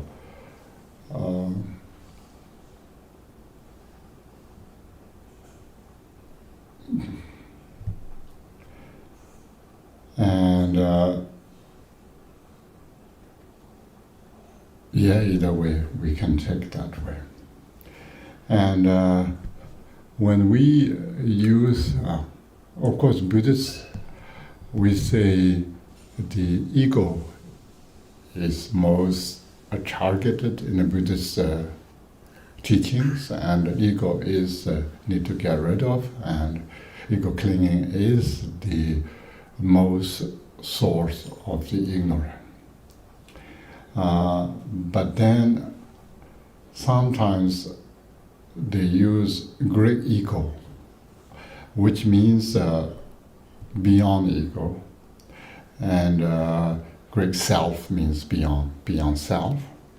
So here we could use in that way as well. The dochak che means great passion or great desire or great attachment, or whatever we call. Uh, and then this is pleasing or the producing bliss in every sentient beings. So the language itself is desire, docha, but it has attached to great chenpo che. So once we use these, then we can. Great passion is more beyond passion, and if you want to take positive way, but this of course in a tantric context, and not necessarily desire is as bad as what Mahayana's treat or sutric level treat.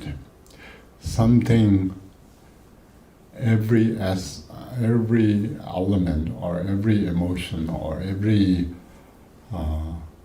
phenomena that rise, first of all, from Greek syllable and probably not bad things to rise from there, because there's no cause of bad things. And in that sense, even the desire itself, a great desire itself, is sort of good thing. And to produce bliss in every sentient beings.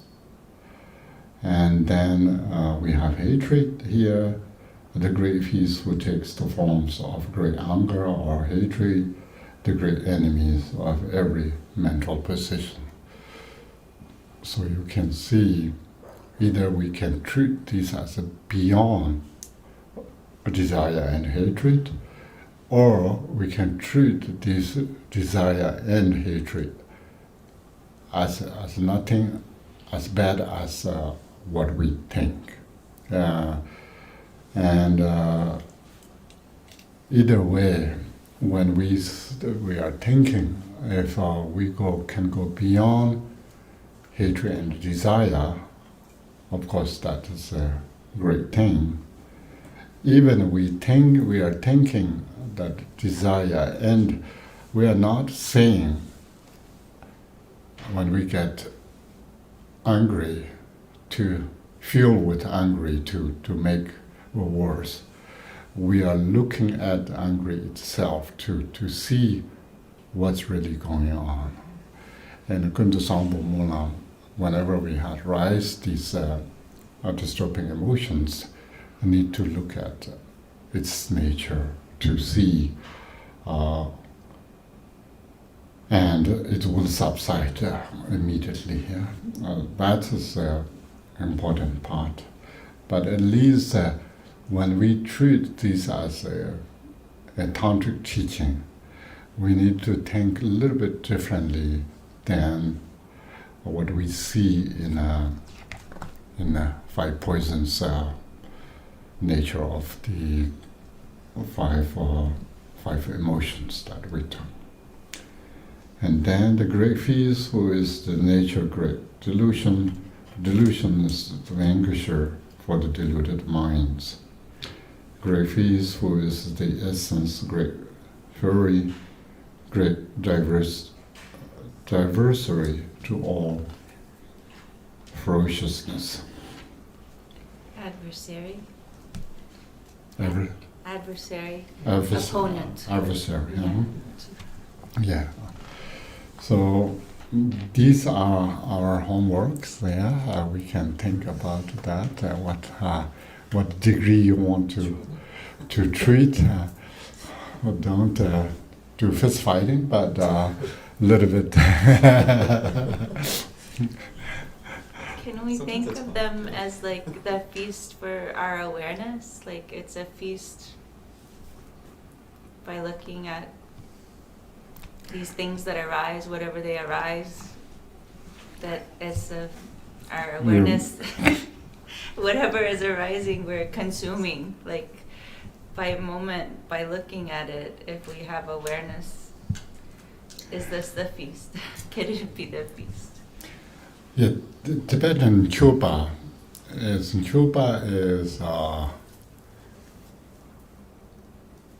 is anything that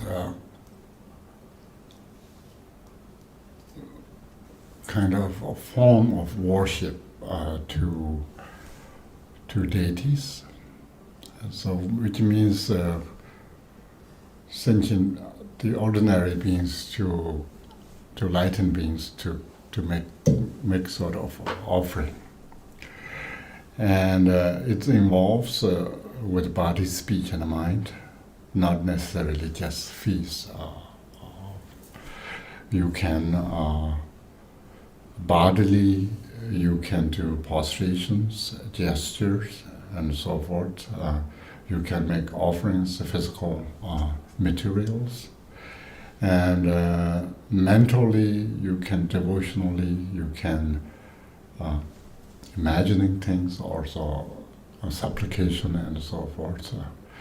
And then verbally, you can praise and so forth. All these are form of chupa in here. But feast is maybe a little bit too much. To materialize like a feast salt offering, more like Gana chakra stuff. And Sanskrit or Nepali we often use a puja. So worshipping, so something that form of things to venerating things. So maybe veneration is more.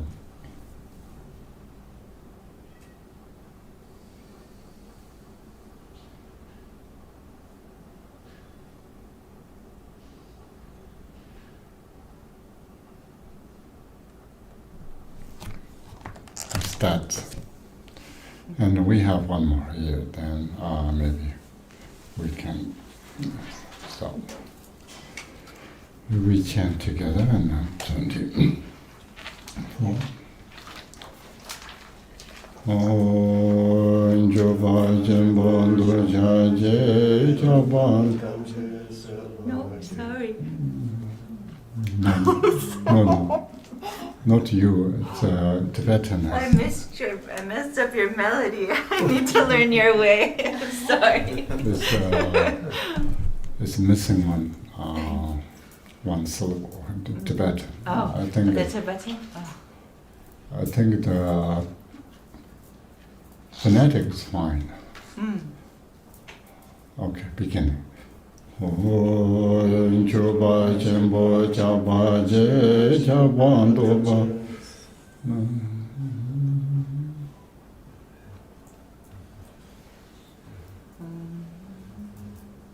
Yeah, it's a mess here. Okay. Om Chuba Chembo Chaba Je Chaba Tam Je Sarva Je Doba Chembo Deva Je Kava Chembo Dava Je. Sobche Lu Jan Je Wa De Kanto Je Shin Lu Wang Je Menyan Je Shin Ja Je Wa Jin Koro Chenpo Yang Ma Je Shiram Song Chen Chong Wa De Nyong Mo Ja Je Che Jo Cha Chen Nyen Ra Chenpo De Nong Wang Chenpo Sarva Je Kipa Jun Zhe Chenpo Chong Jun Zhe Chenpo Dun Zhe Pa Junzhe Chenpo Gawe Ga Junzhe Chenpo Manjushri. Seems here what we have this offering or the worship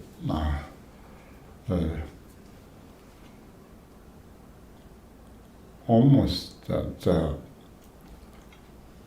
venerate or worship that with Greek. It's more talking about the deity, the Manjushri himself. Yeah, Manjushri is the objects of Greek worship, and that is related to the 5 poisons. Of course, we train that 5 poisons. We are saying 5 poisons, but not necessarily it's poison. It's just we have 5 different types of emotions. Great feast who takes the form of great desire, who vanquishes desire in all forms. His great carnal lust, his great bliss, his great happiness, his great joy. So that's how the tantric treats it. As I said, there is 2 ways of understanding. Either totally treat bad things are good, or this is beyond bad thing when we say great. But either way, at least this tantric teaching, we are less attached to black and white judgment, to saying this is totally bad. When it comes to Dzogchen, of course, we all know, usually Bang, Gyur, Xie, these 3. Bang is abandoning, discarding. That's what we do in Sutrayana sometimes. And then Mahayana comes, Gyur, the transformation. And then Xie means understanding. It's nothing to do with changing or anything. We need to understand. And then comes to Dzogchen, we don't, understanding also doesn't really work because there's nothing to understand. It just need to be as it is. So that's the good news. We have much more tools now, and here we stop at verse 32 today, and tomorrow as well. This, if you have a Yeshilama text, or even the very beginning, the open prayer verses that if you have, I can chant Tibetan and you can follow Yeshilama, or we can chant English as well. So tomorrow maybe we don't go all the lineage, long lineage, or maybe we don't, how much we have time. And then I already said that maybe people want to chant. Here, of course, we are chanting, and for a long time want to chant this. Maybe I can give long tomorrow, start 10 o'clock. There was one request, one of your students asked if we could do it Sunday morning. But I know, Yeah, does it matter? Yes, It's one it of doesn't matter. one of your dear students. So Okay. maybe we can change to Sunday morning if Sure. if you don't mind. Yeah. Okay. Okay, we have a few more question and answer. Any? Okay, yes, please. I might have not been paying attention, but did you say that you discussed the ah and Oma Rapa Sanadi, but did the other syllables have a specific meaning, like Rapa Sanadi? Or the Arapatanati? Right, yeah. Like after we discussed the ah, what the ah meant, but did we discuss what the rest of the Yeah, syllables meant? I don't remember exactly, but or in Yeah, you mentioned the gates of enlightenment or something, maybe.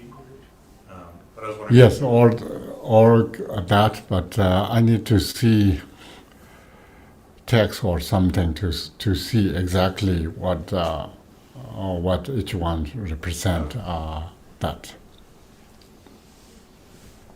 I'm just pointing out. Many people think this Arabazanati has no sort of not really traceable or not Sanskrit either, but it is, and it also each syllable has meaning. Yeah.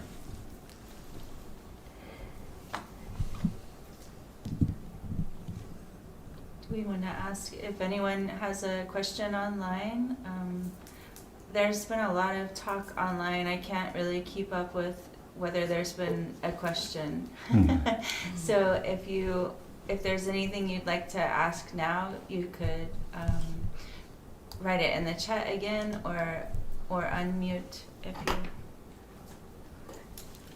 any questions.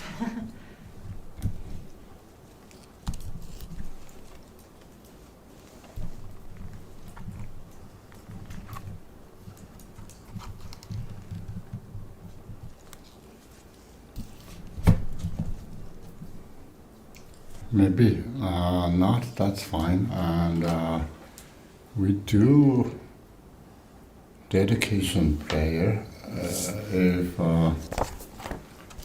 we don't have text that everyone can hear, but I think we can have here.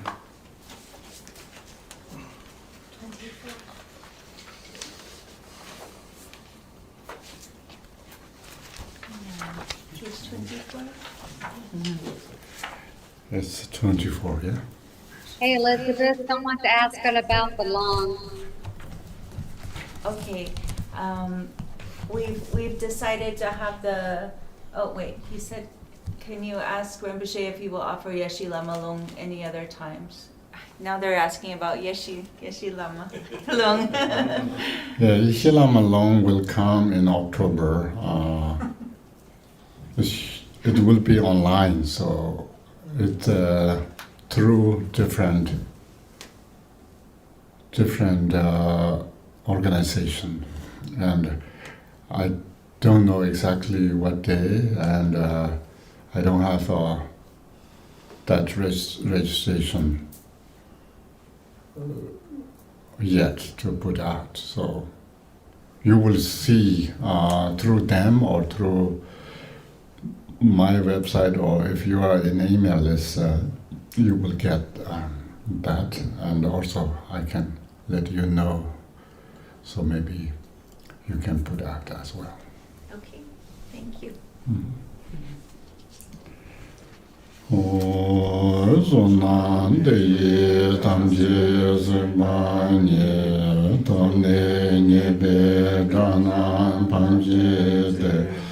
Jega nanji balong drupa ye ziben zol drowa jo.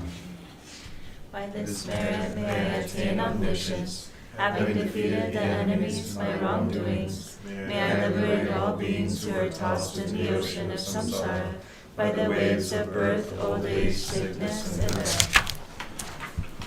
Pardon zawe lama rinpoche, dage nyingka bime denshola, kati chenpo kone yisonde, gozon togi ngoto zadozo.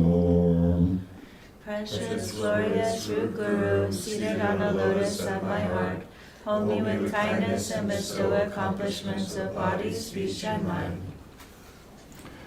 Lama gongkana songwa sorwande, jode goze renwa sorwande, chenle tarshin jibar sorwande, lama dandrawa me parshin jelo. I pray for the excellent health of the Guru. I pray that the Guru lives a supremely long life. I pray that the Guru's activities spread far and wide. Grant blessings that I may not be separate from my Guru. Simchen ne ba shi ne ba, nyorda ne le tarjoji, luwe ne na ma le ba, dadan yongwa me ba yo. sick individual be quickly cured of disease. May all illness, without exception, never occur under any circumstance. Sunam topchen de yendu, yendan kordan jinan la, sendra zambe tundru jen, varji shinne trashi ba, zamba chu shin rube trashi sho. By the force of this powerful merit, may the aspirations of the benefactors and their circles be accomplished within this very life. May all obstacles be pacified, may everything be auspicious, and may their wishes be fulfilled according to the Dharma. Kewe simchen kamsom simchen dang, pardon chambe tsende na, ninge lemba bangye ne, tori dewa to paisho. Through this virtue may all sentient beings in the three realms and all the deceased who wander in the bardo abandon taking birth in evil states and attain the happiness of higher birth. Jambar bawo shedran jamba dan, kundu sombo tenyan trishinde, teta kunji jiso dalo jen, gewan da tanji rabda. Just as the hero Manjushri realized things as they are, so too did Samantabhadra.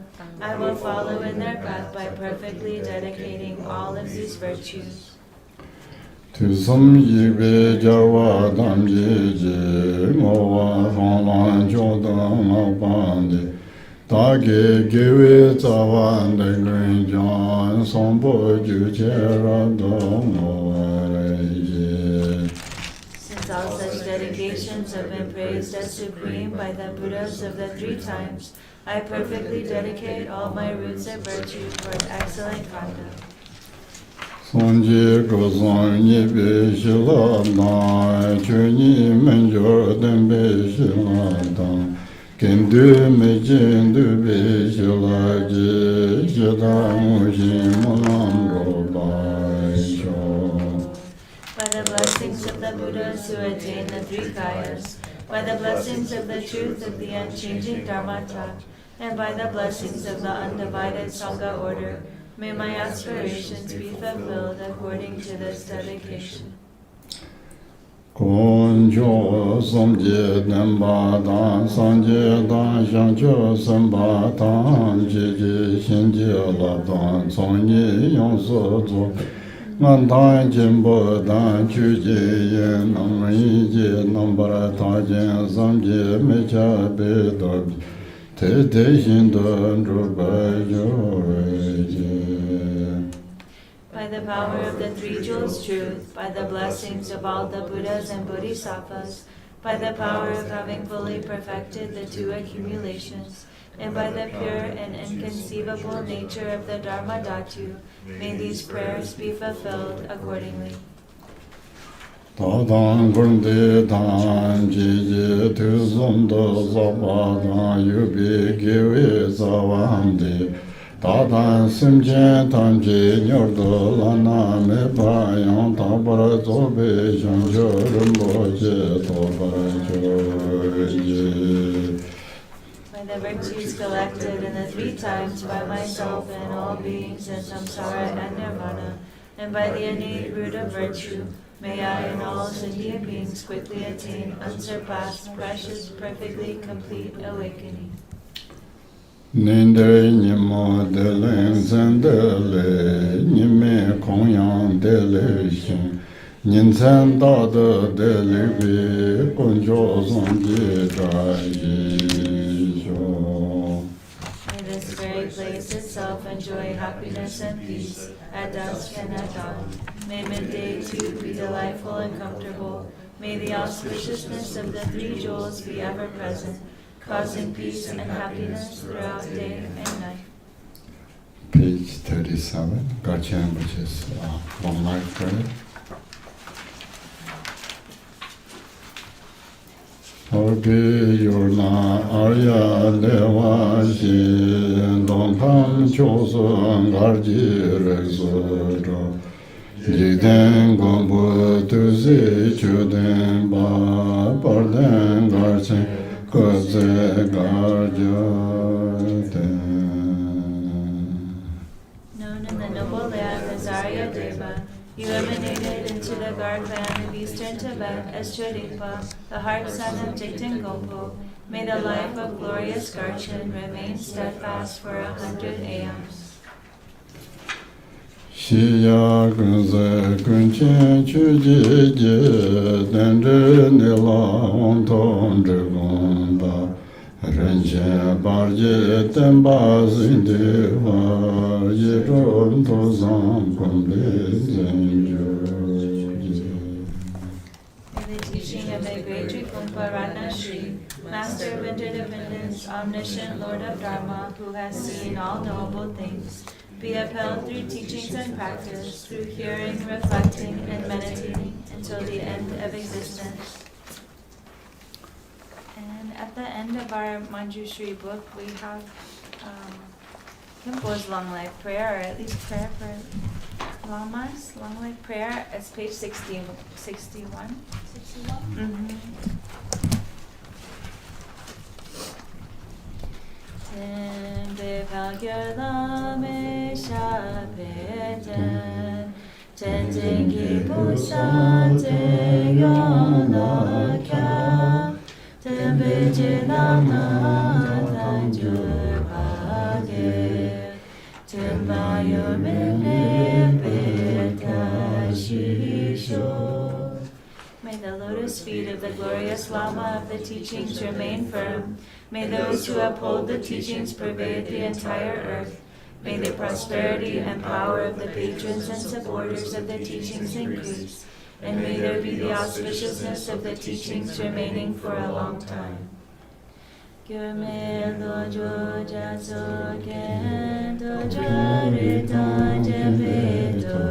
Yeshe chene dame pe se chen lama kusete Girme lodo jaso yi no than berem direct heart boundless noble wisdom deeds most dear lama long remain.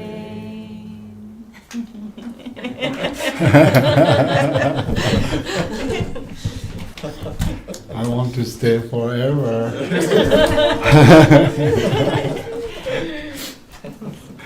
Thank you so much, everyone.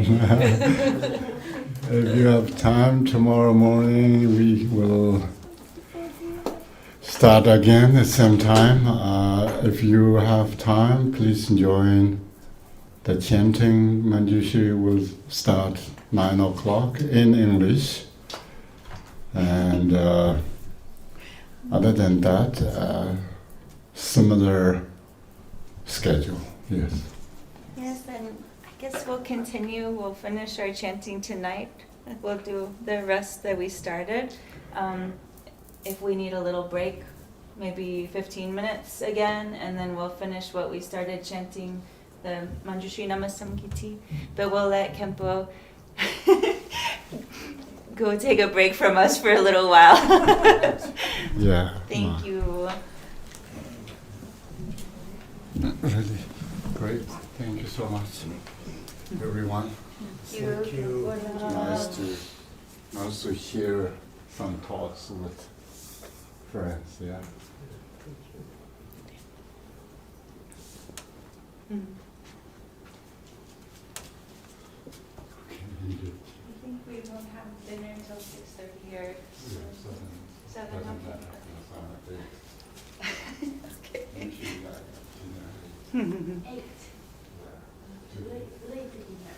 Thank you, everyone. See you tomorrow. Or actually, I'll just stop this one, and then I'll put it back on for chanting if you want to join. We'll be back in 15 minutes.